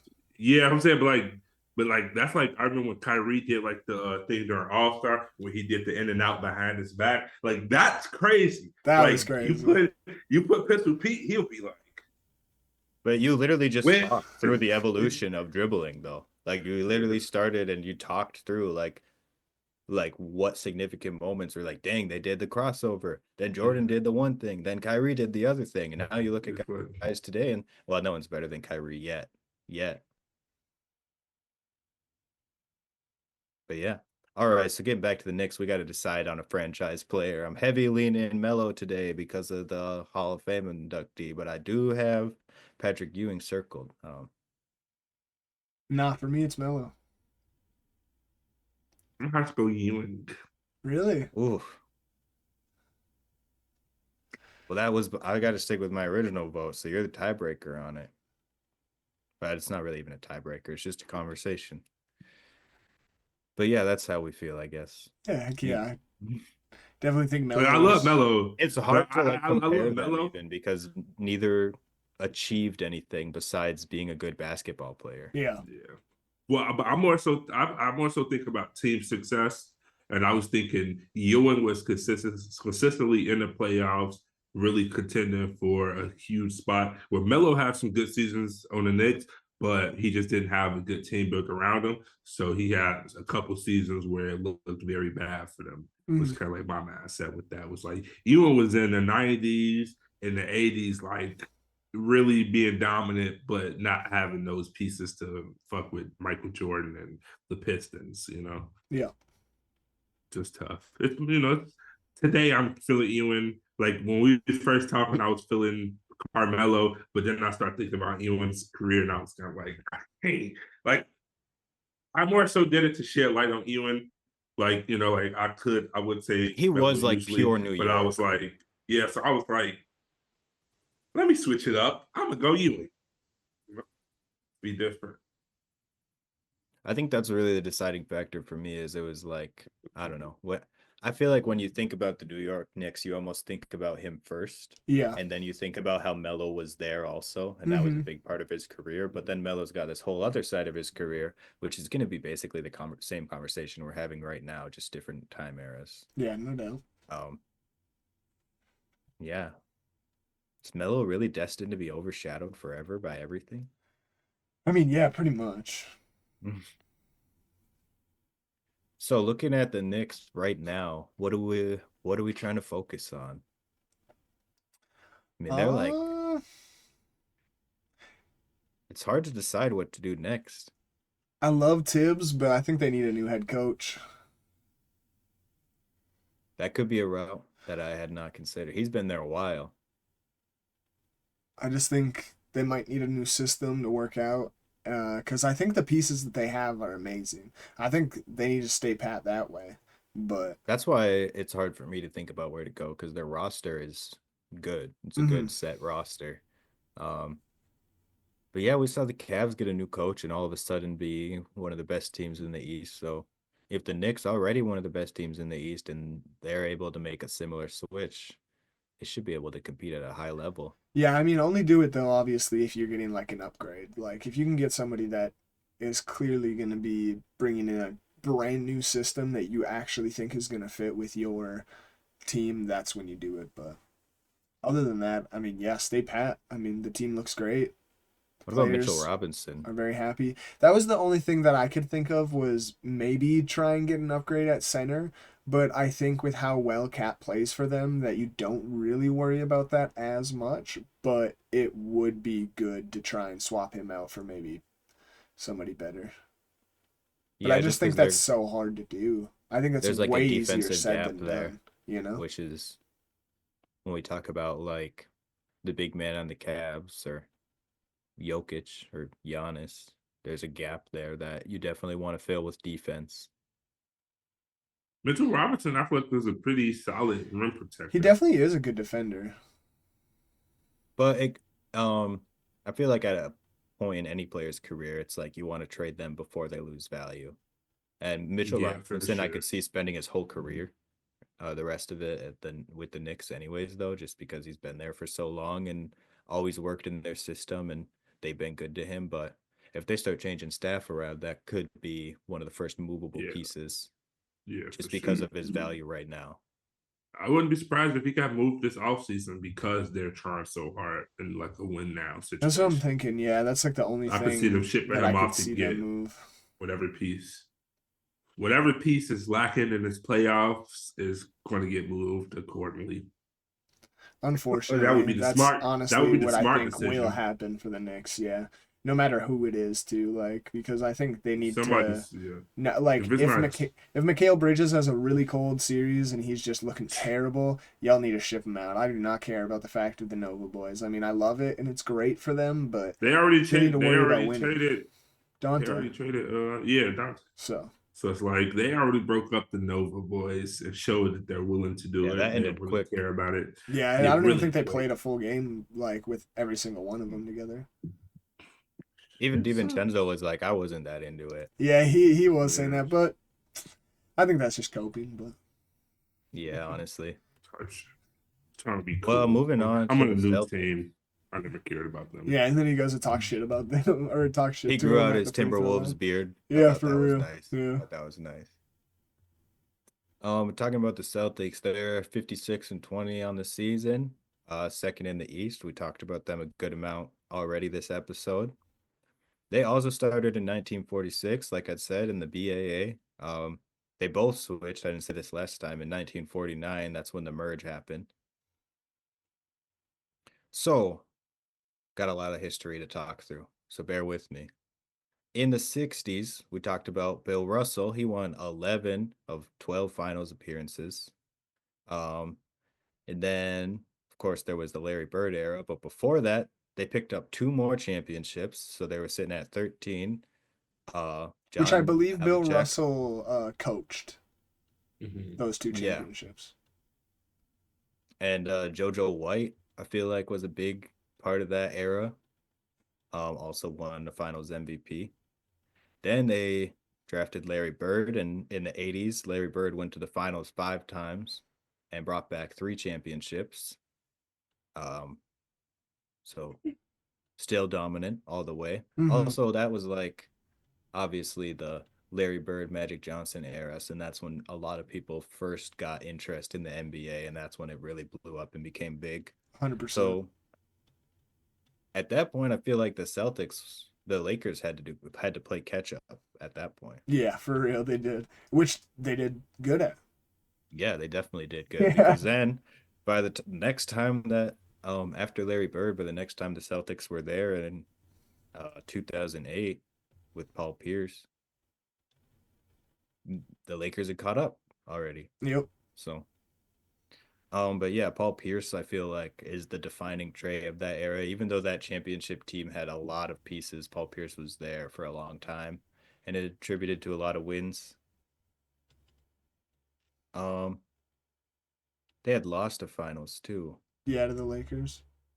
Okay, that Yeah, was they. I think the they. next year after. Yeah, I think they played back to back. It was 2008 the Celtics won, and then 2009 the Lakers and Kobe won with Paul Gasol and them. Because I remember being young and watching those series and being like a crazy Kobe hater. I don't know why. I think it was just because I really liked You were Rajon in the Rondo. East, I just loved Rajon Rondo, Doug. Like Rajon I Rondo guess. just like to fight people and he had the headband. I'm telling you, dude, headbands. Put a headband on. Paul Pierce had the headband. They were like a team of headbands. I was like, dude, They give me. were. I was like, give me the They were too. Celtics, bro. They No, hoopers. that's when the Celtics were like nasty. Like I remember my cousin always talking about Rajon. And I'm like, I'm being a kid. Like who? He's like Who? 21, dropping like Who? 20 and 20. Yeah, yeah. Crazy. Rondo, KG. But bro, I remember hearing all those names as a kid, just being like, what? Because like, Young yeah, young K Perk, swap him for old Shaq. Oh shit. That definitely was a good move that helped secure the championship, but I feel like he got so big in his head about it. Who? Kendrick Perkins. Oh yeah. It was super important to the championship having him on that team.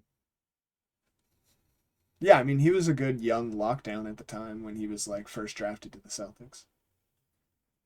Or I think he might have got drafted to the Thunder and he got traded to the Celtics, but I might be tripping it one way or another.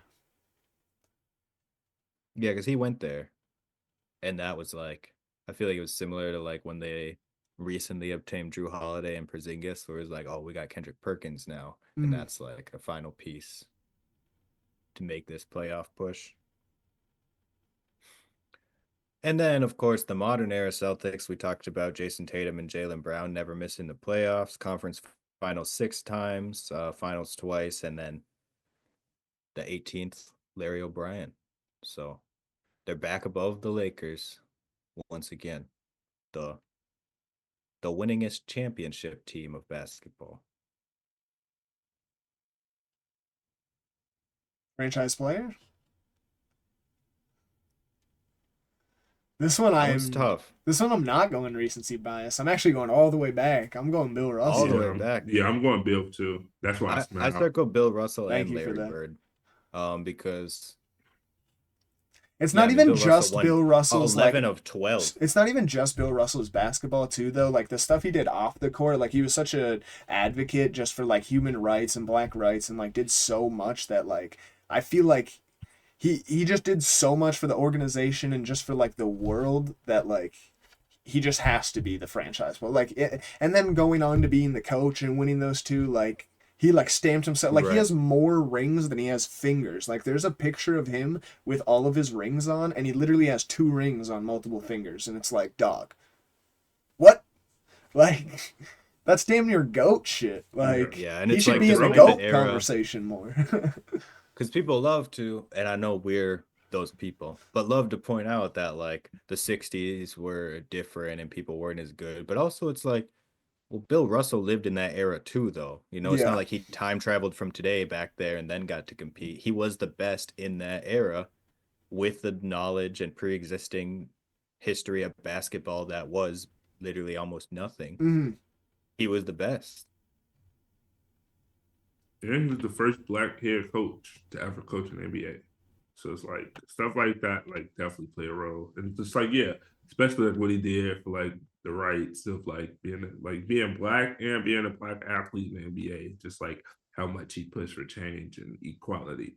For like he paid ideally, bro, he paved the way for all like Ime Udoka, Joe Mazzulla, like he paved the way for all these guys to have a job. Like Mhm. had he not took that risk and put his life on the line to be passionate about the sport that he cares about, these guys would not have the opportunity, give or say. For sure. Right, and he didn't just take on the role of head coach to like help them out. He won a championship and proved that like it's not like just Two some of them. like yeah, it's not like just some like white guy thing that like you need a white guy to be your head coach because they're gonna like man like anybody can be a head coach and win a championship, Yeah. and that's just what it is. And Like And also like knowing knowledge is not a racial thing. It's right, like yeah, a like he just Right. paved the universal way for thing. so much like of the future of like the world. Like She showcased so like I can coach too. Like we can coach too. mhm, Everybody else can coach too. mhm. We know ball, type of thing. Where it's like I know ball too. Just because I'm black don't mean I'm just a dumbass and just a player. Like I can coach these players too. I can make plays and win championships.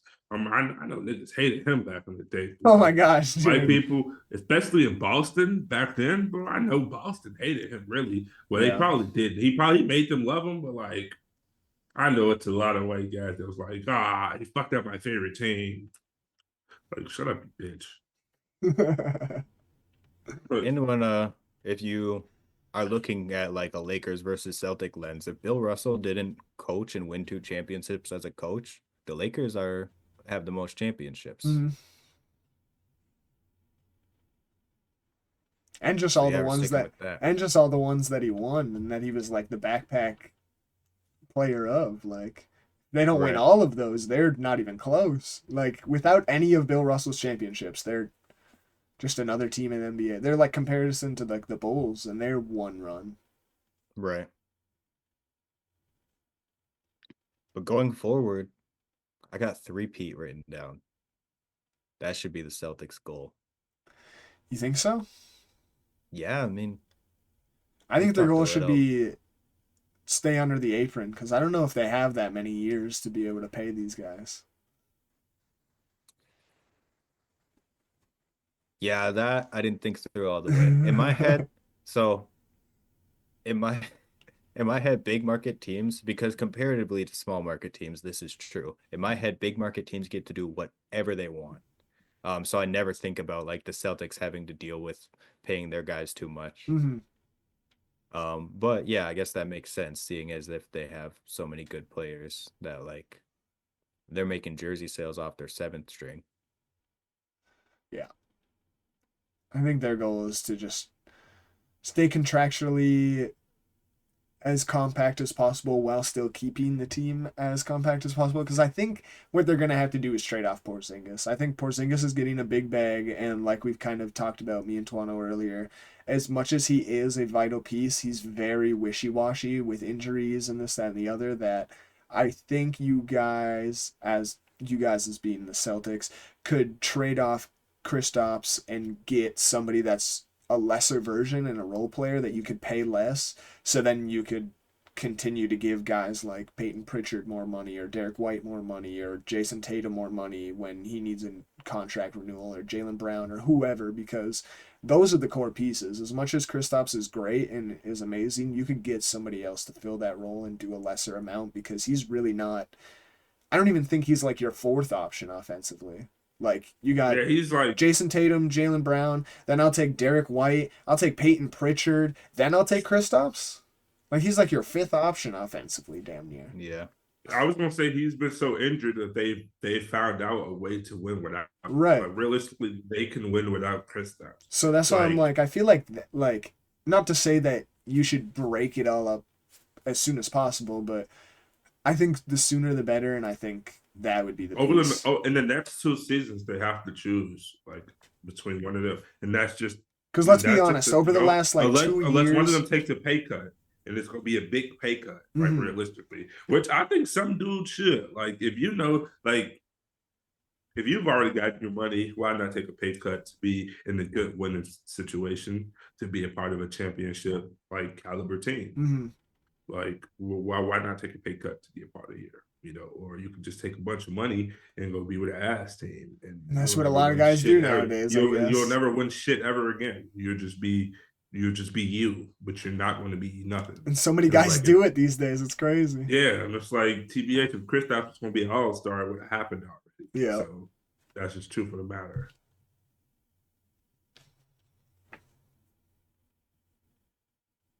Three-peat. That's what I've been working on. I'm dead. It's got to go with the three-peat. Got to go with the three-peat. No, you guys make good points. I mean, it's definitely a business, and there's definitely like I mean, we saw the things that can be. Timberwolves just have to do it with Karl Anthony Towns. They were looking like they were going to have to pay Towns too much money, so they traded him off for somebody that they know they're not going to have to pay as much money, but will do the role at a lesser amount in Julius Randle. Julius Randle isn't at the start of the year wasn't doing it to the level that they may have wanted and didn't go exactly how they expected, but now it's starting to turn out a little better and it's starting to look a little nicer, and they're contractually going to be able to work and keep the rest of the pieces, so Yeah, I'd be focusing on winning 3 championships, though. That's all I'm saying. I mean, yeah, you But can do both though. yeah, you can. Next team. Moving on to the Philadelphia 76ers, which originally when the NBA started, they were the I know I wasn't going to be able to pronounce this. Syracuse Syracuse. Nationalists. They won a finals. Those guys did. Good job for them.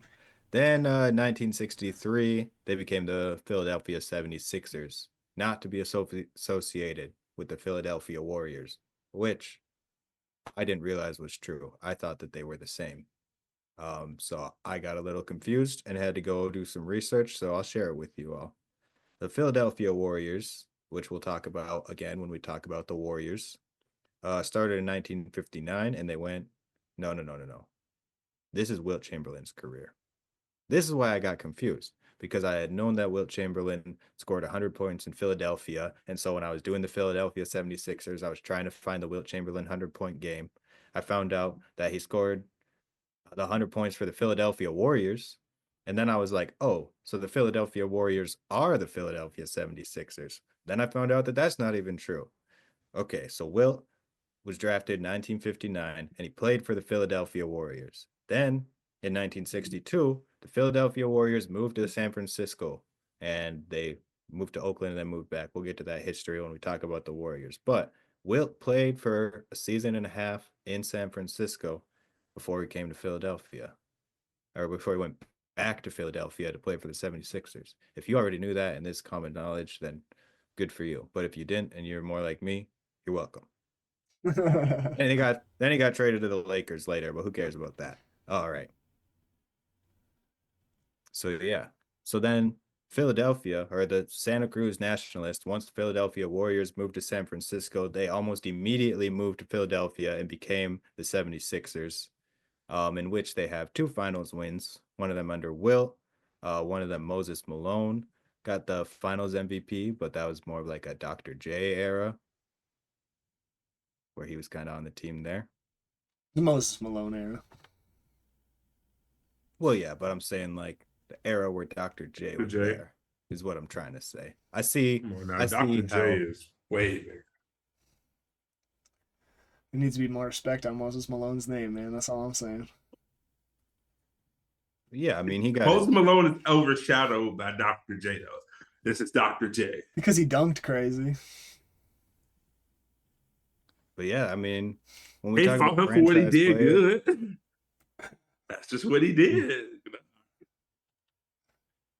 That's just when we what talk bro about did. franchise player, I don't even know where to go with this. Honestly, there's Allen Iverson. That's what I was thinking, but that seems like a recency bias.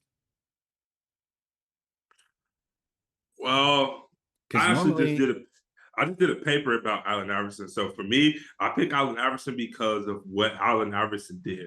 Allen Iverson was the first player to bring the real black culture to the screen. A lot of players back in the NBA with David Stern had to. Everybody kind of acted the same way. They all had to wear Allen, suits and stuff like that. Allen Iverson was the first player to bring the flavor to the screen. He was the first player to kind of come in tattooed. He dropped a hip hop album that was like very. He was the first player to make the NBA ratchet, as some would say.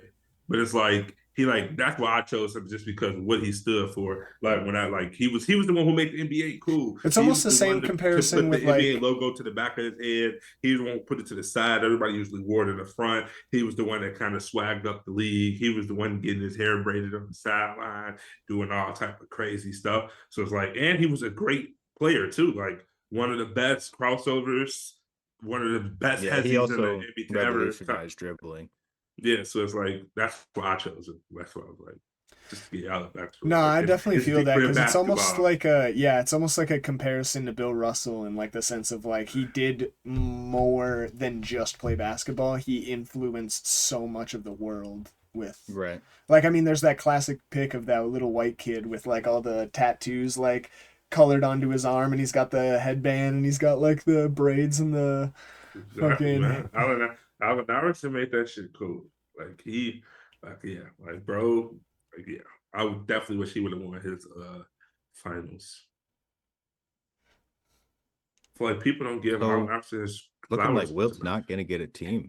I mean, they're still the Pacific Division. You mean the faker? Like shit, I haven't seen I haven't seen the video of his 100. Yeah, give me video proof of the 100-point game, and I'll give him any sort of credit. And I heard he was a bad person. Okay, but that doesn't matter. Okay. I mean, the 100-point game may be fake, but it's not like the rest of his career. Like we talk about strictly what he did in the game, like, not what he did off the court. He still got like the most 50-point games, the most 60-point games for sure. That's pretty cool. He still has like played against Plumbers. Okay, but like we just said about I'm saying Russell, he you Yeah, can give it was to but Will Bill though. Russell had like outside. Bill Russell was a plumber. Yeah, he's part of the OG plumber All game. right. Wilt was like an Olympic athlete though. So should he just not compete in the NBA because he's way better than everybody? He was in a league of his own. Exactly. So we're not going to give credit to that. Well, y'all can't. I just Not as an chose Allen all-time, Iverson not for as mine. like an all-time franchise guy. Like, No. I'm not gonna say Right. you Like crazy. I would have I'm went Wilt if okay. Iverson never existed on the 76ers. I definitely would have went Wilt for sure. I'm But okay with going me Iverson being and looking at Wilt's other teams. I'm okay with Wilt not having a franchise team. But they'll just like dish it off and be like, nah, fuck Wilt. That's crazy to me. is it raining? Y'all don't know about that? No, I knew that I should not answer though. Well, I was thinking of someone like Tom Kareem was talking about he was with Wilt. And the guy was like, whoa, you guys are so tall. How's the weather up there? And Wilt spit on the dude and was like, Mhm. it's I raining. heard about that. Yeah. That's actually crazy. Yeah, that's why I say from what I heard, bro was not a good guy. But that doesn't have All anything to right, do with well, what he did on the court. I don't want to start It controversy, was just but random. It was just there are a random. It lot was of just random. people in NBA history that weren't that great of a guy that we Yeah, there's love. been some Shaq stories coming out the last couple of years that have made me second guess anything I hear from that guy. Best center of all time. Anyways, we're sticking with Allen Iverson. Looking at today, the 76ers don't even like don't even exist. I don't even know what to say right now. Their three best players, Joel Embiid, Paul George, Tyrese Maxey, are out the rest of the season. They're basically tanking as if they haven't been losing like a tanking team all season. They're 23 and 53. They are out of the playoffs. They only won 3 games against their division. That's scary. That's disgusting. Yep. Given the talent on that roster, like I know it was injuries, but like that's atrocious, my boy. Uh-huh. It really Like is. how, bro? y'all only won 23 games, like not even 40, not even 30, 23. Cut that 23. out. That's Hey, just, yeah. What happened? What? I got a little too passionate, just your voice cracked. Who wants to cut yeah. out the voice crack? Oh, No, we no, ain't no, cutting that out. no. I know I slobbed. That's why I said cut out. Oh, I spit out and it came Oh, down. it's staying in. I got you. I got you. I got you. I got you. Now for the record. For this how the camera back there, like, yeah, I got you. I see what it is. And we clip farming now. okay. So going forward, what are the 76ers? They got a lot of stuff they Build want to around do. Tyrese, man. Blow it up and build around Yeah, Tyrese. Yeah, they do got to for focus sure. on him.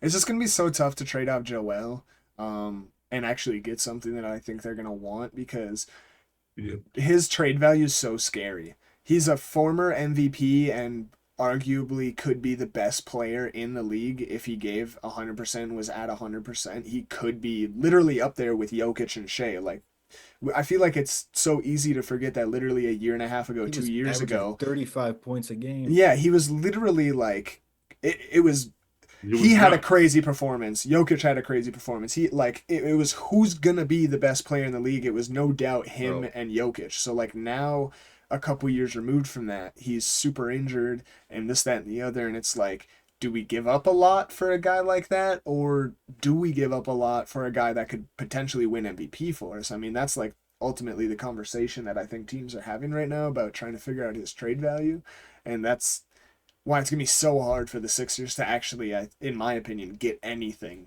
back that they really want, like a lot of picks or Yeah. good young pieces that could turn into something. Yeah, it's definitely I agree build around Tyrese Maxey, but it's definitely so confusing with the Embiid thing. Just because as of recently, Embiid almost has like no value. Like Embiid didn't really Yeah, do anything this year. But like you just said 2 seasons ago, before he got injured, I thought he was like above everybody else. I was like, Embiid's hands down the MVP, and it's not even debatable. He was arguably the best scorer in the league at that point. I mean, he was hitting threes, hitting mid-range. He was dominating the post, of course, getting to the free throw line more than anybody. I mean, that was a different conversation, of course, too. But I mean, still, remember- like, Yeah, it was a little controversial. yeah, but It was supposed to still, be he like- was the best scorer in the league at the time. He was, like you said, averaging like 35 points a game.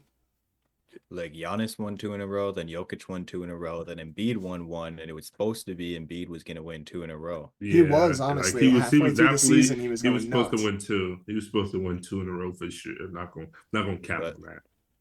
And he still might have if it wasn't for the 65 game rule too. Yeah, honestly, his Yeah. stats when he came back too were crazy. Yeah, he just missed the amount of games. I remember watching that 70-point game. Like, bro was like hitting everything. That was a crazy game to watch live, bro. I'm saying, dude. Bro is just That was still peak scoring. Embiid. And I Yeah. hope that he can go back to that. Yeah, for sure. For real. Seeing a big man dominate a game like that is so amazing because you see them hit Right. threes and you almost like, with how guard dominant the league is, you almost forget that he's like a 7-footer and can like dunk over everyone. And then you see him do a little post move, post shimmy, like spin around somebody and just yam it on him. And you're like, damn, that's their center though. Because so many centers have learned to like dribble and do this, that, and the other that like they don't look as slow and clunky as not every center is Rudy Gobert. Right. Yeah. So moving on to the Brooklyn Nets. They're also out of the playoffs sitting at 25-51. This division's really interesting because you got the Celtics and the Knicks that are both like competitive potential contenders, top 3 teams in the league. And then you got the Raptors, the Nets, and the 76ers who are all, as of today, not making the play-in. No chance. And the 76ers should have been up top. Yeah, they should have been.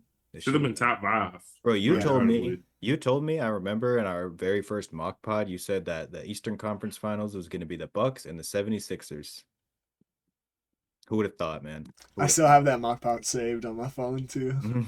That's crazy. Post those Yeah, clips. Yeah, we should I look will. back at that and see what we predicted. It's before audio everything. only, so we'd have to post it on like Spotify or something once we get that. Because we were just doing it like, just recording. I forgot we had a whole different system back then. For real. But anyways, the Brooklyn Nets started in 1967 as the New Jersey Americans before very quickly turning to the New York Nets. So they spent a decent amount of time in New York at the same time as the New York Knicks. They were both there, just like now, except for they were called the New York Nets. Then in 1977, they moved back to New Jersey, still were the Nets. I feel like that's where a lot of their history happened, and that's where we know them as. That was 1 year after the merge. So that's like when the New York Knicks and the New York Nets were all of a sudden in the same league. I feel like that's why they moved back to New Jersey. Mm-hmm. Then in 2012, they turned into the Brooklyn Nets, which we know them as today. So now they're back in New York, but still the same team. As the New York Nets, before the merge, they won 2 ABA championships. So that's cool for their franchise. And yeah, getting into franchise player is kind of tricky because I feel like there's almost like 3 different eras of the team. Like I just walked through. There's like the New York Nets, then there's like the New Jersey Nets, and then the most recent Brooklyn Nets, which are basically the New Jersey Nets. It's just the New York era was the Dr. J era. Don't do it. Don't do it. I see that look on your face. Do not do it. He wasn't there long enough and didn't do enough. I don't know, man. I'm just saying, bro.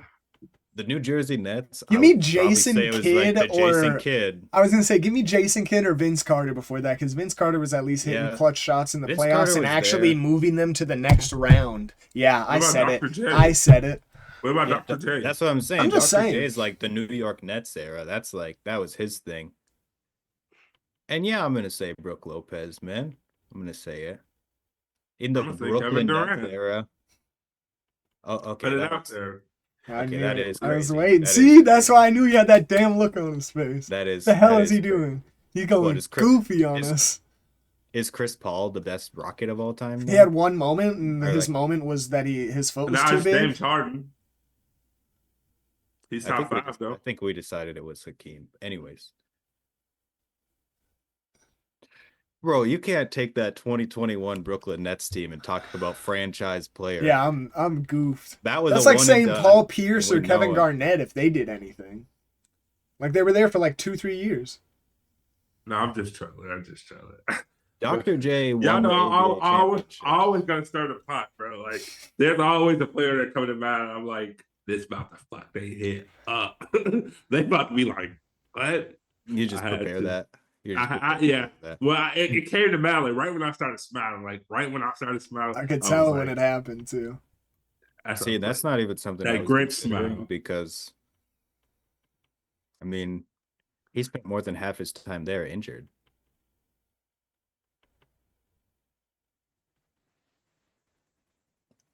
Exactly, crickets. Exactly, crickets.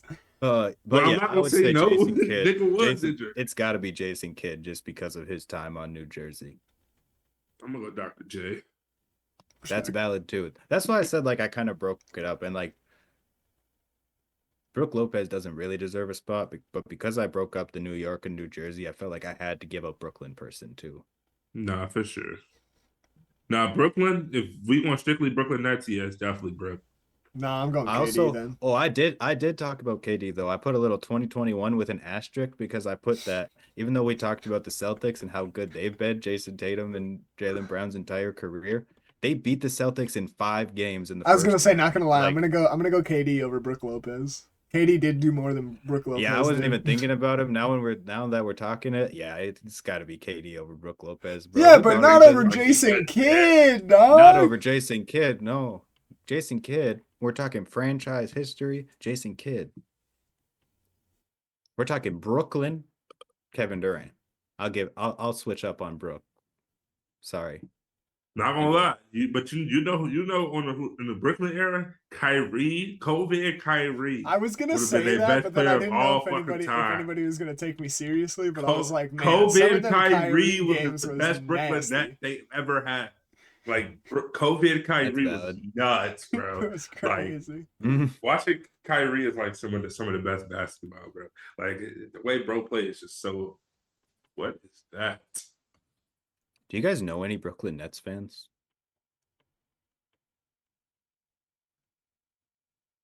No, Nope. I knew I I feel like didn't, that's but I so still had to rare. think deep. I was like, are they all I just don't know, bots or? probably my boy Lucas or something. No, bro. Oh He's yeah. a New York Knicks fan because I remember we were But talking about that. he's like the only New Yorker I know though, so I probably said like, That's what I'm um, saying though. Is like your average New Yorker is probably going to be a Knicks fan, yeah. unless they're from Yeah, Brooklyn. unless they're And even if they're from. from Brooklyn, it's only like kids because 10 years ago, people that were established from Brooklyn were probably a Knicks fan.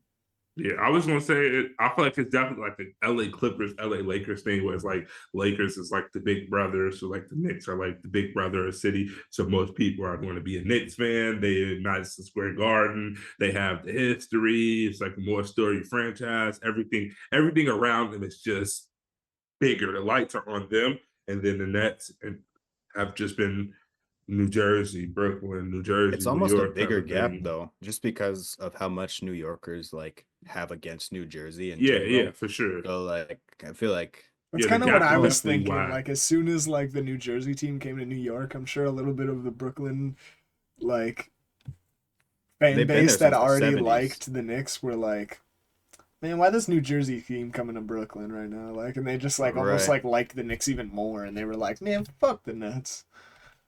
Yeah, But that's also, I don't crazy to really say know. that.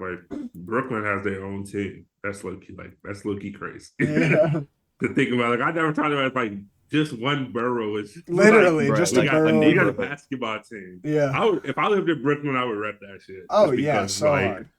we just a part of town that has our own team. Like we're not just the Bro, whole city of New York. Even We're just the Miles town. Morales wears the New York Knicks jersey. No, he's from Exactly. Brooklyn. Now we're talking about Spider-Man, so I think we lost it on the Knicks. But Best anyways, superhero of all time? Question mark.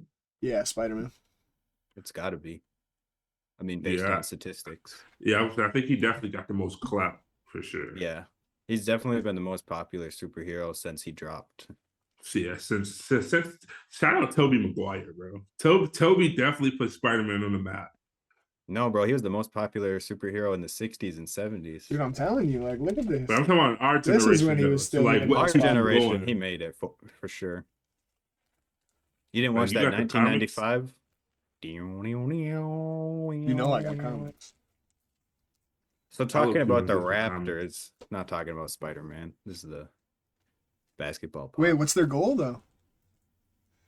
Oh, the goal for the Nets. Hmm. Yeah. To get Giannis. That's their goal. Honestly, Find yeah, somebody to pair I up don't with dip. love it Cam for him, Thomas. but Yeah, that's what I was thinking. Yeah, dip in and make sure you don't get rid of like the guys that have shown promise. Try to keep Cam Like Johnson, Cam Thomas, yeah. and try and dip in free agency and see if somebody actually wants to come over and stay for real. Like, Trading Mikal Bridges was a little nuts, not gonna lie. yeah, and for what they got Like back, they didn't really get anything yeah. serviceable like back.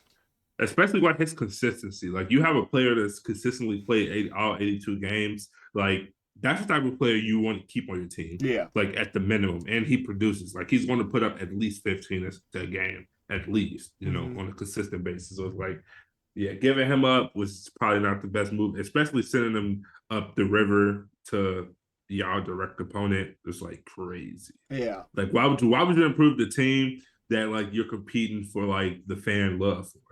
Like send that nigga across the country. Send that nigga to Portland or something. Yeah, for real. So talking about the Raptors, Toronto Raptors, always been the Toronto Raptors, not too much older than us, established in 1995. They're 28 and 48, not looking too good like some other teams in this division. They had one finals appearance in which they won. You telling me they're doing better than the 76ers? Yeah, but the 76ers are fifth in their division. The Raptors are third. I mean, the Raptors have had some good moments throughout the year. Scotty's had Well, some great runs. but in terms of the caliber and like rosters though, I mean, you yeah, tell but you me got to just think of the situations at hand. I mean, if you look at the situations, Paul George has been out for a lot of the year, and Embiid's been out for like literally all year. Yeah.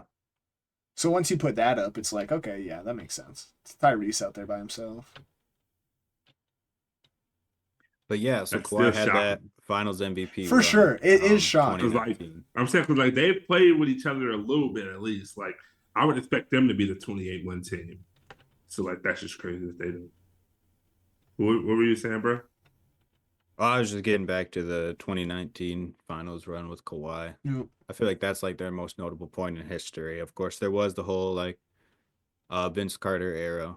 I was gonna say Insanity. that might be really close tie for it, if not like tied, maybe even a little above, just because like It's just the fact that they won, yeah, I feel like they definitely were like thinking But about it was moving the Toronto team because not only were they not getting that much like support because the team wasn't that great, but it was just like it just wasn't working out, you know what I mean? And then like Vince came and brought excitement and like made it crazy for him, and then now we would never think of a league without the Toronto Raptors, you know what I right. mean? But I mean, I feel like there was definitely good potential for them to be moving out. I mean, there was the Vancouver Grizzlies that aren't a thing anymore, so I feel like yeah, the Vince Carter era is definitely the most notable era. Not only because of that off the court stuff, but also what he did on the court. right. But the Kawhi run is the most notable moment Yeah. because it was only a moment. Yeah, the one singular like playoff run, yeah, like Kawhi has it like just chipped, yeah. Shit was crazy. Some other notable players, Chris Bosh was drafted there. He was crazy there. Spent about half his career there. DeMar DeRozan was there for a little bit. And my pick for franchise player, Kyle Lowry, Mm. spent over half his season playing there and attributed to the most wins in Raptors history.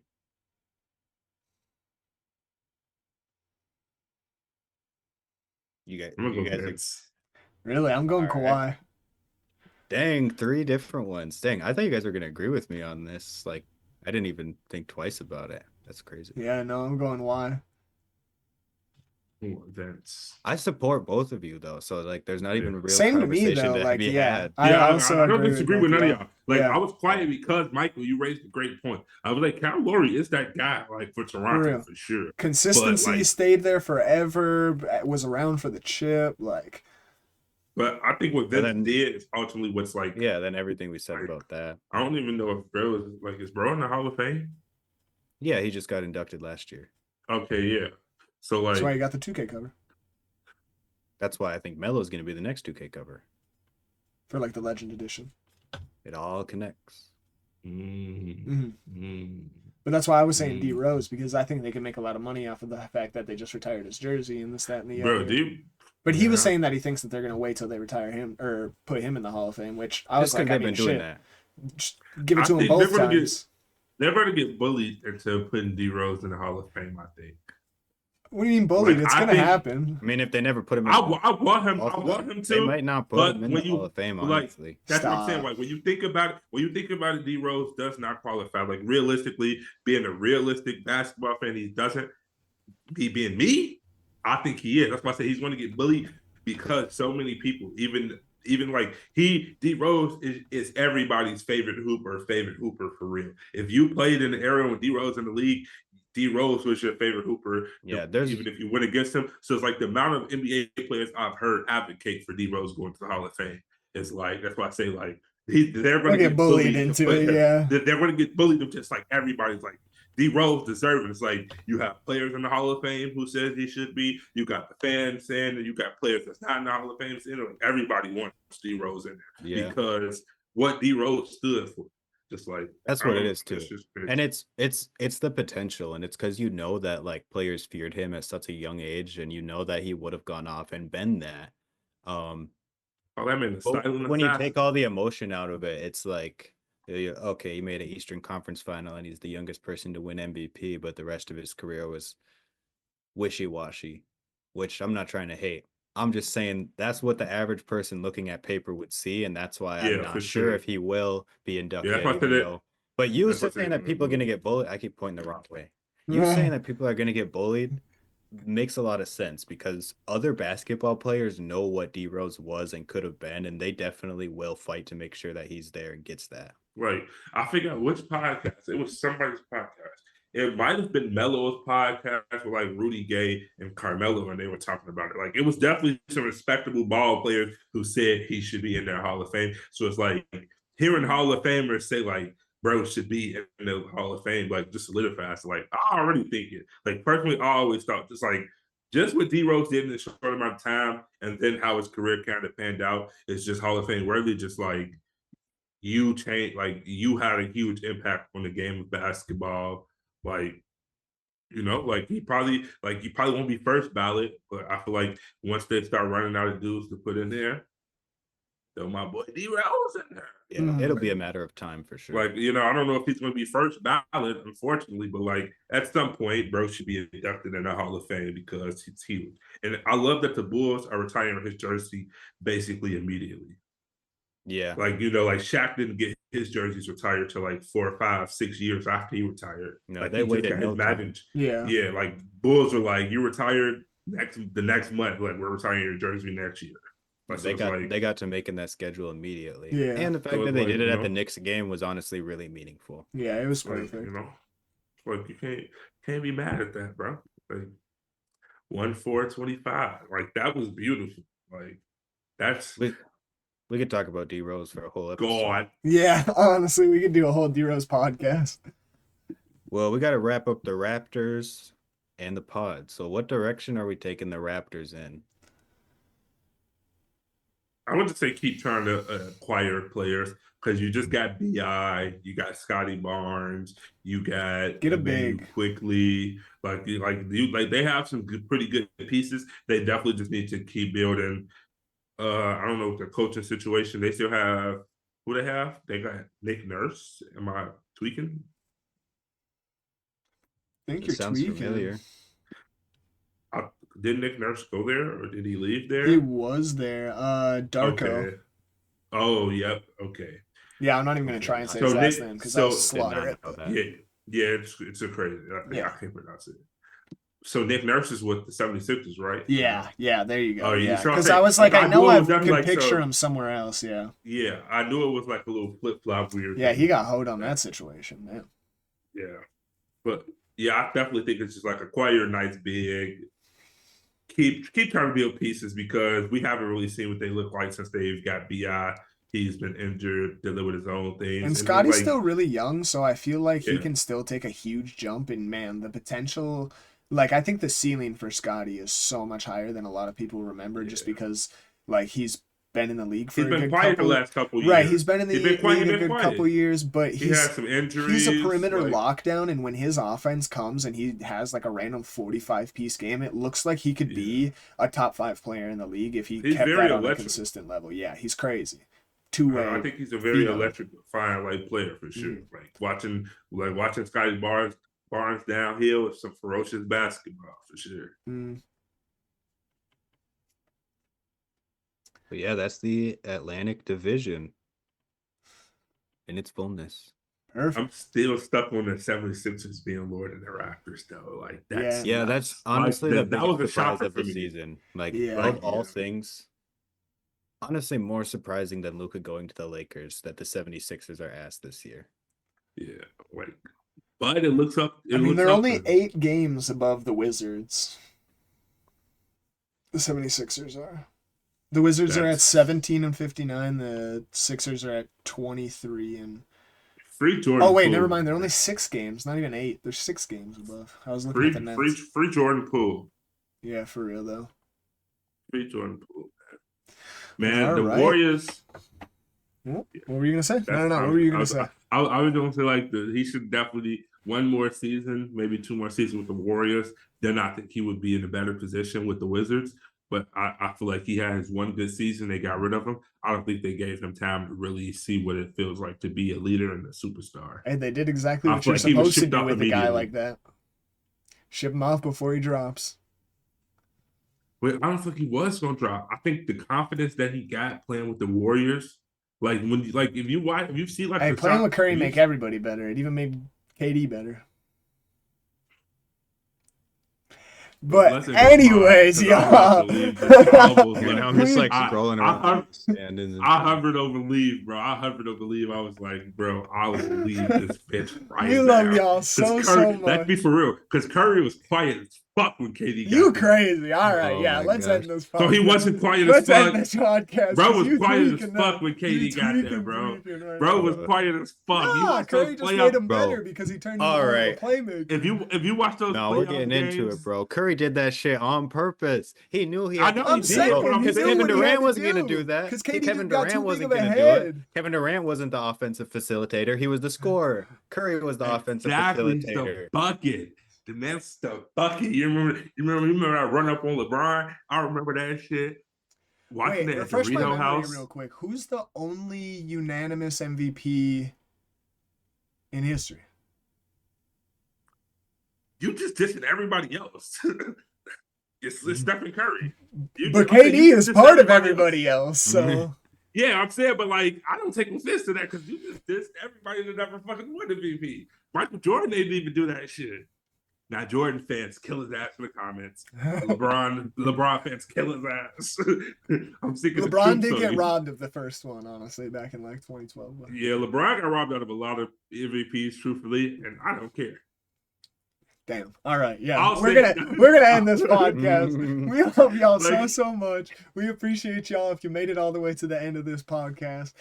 Don't forget to leave a like, subscribe, comment, share with your mama, your dog, your daddy, your grandma, your grandpa, every single person you know. Share it to their feed, their wall, everything. I want you guys to annoy people with how much you share this podcast because we're trying to run it up. We're trying to go global with this shit. We're trying to take it on tour one day. We're trying to go everywhere with it. So can't happen without y'all's support, and we love you guys so much. We will see y'all in a couple days.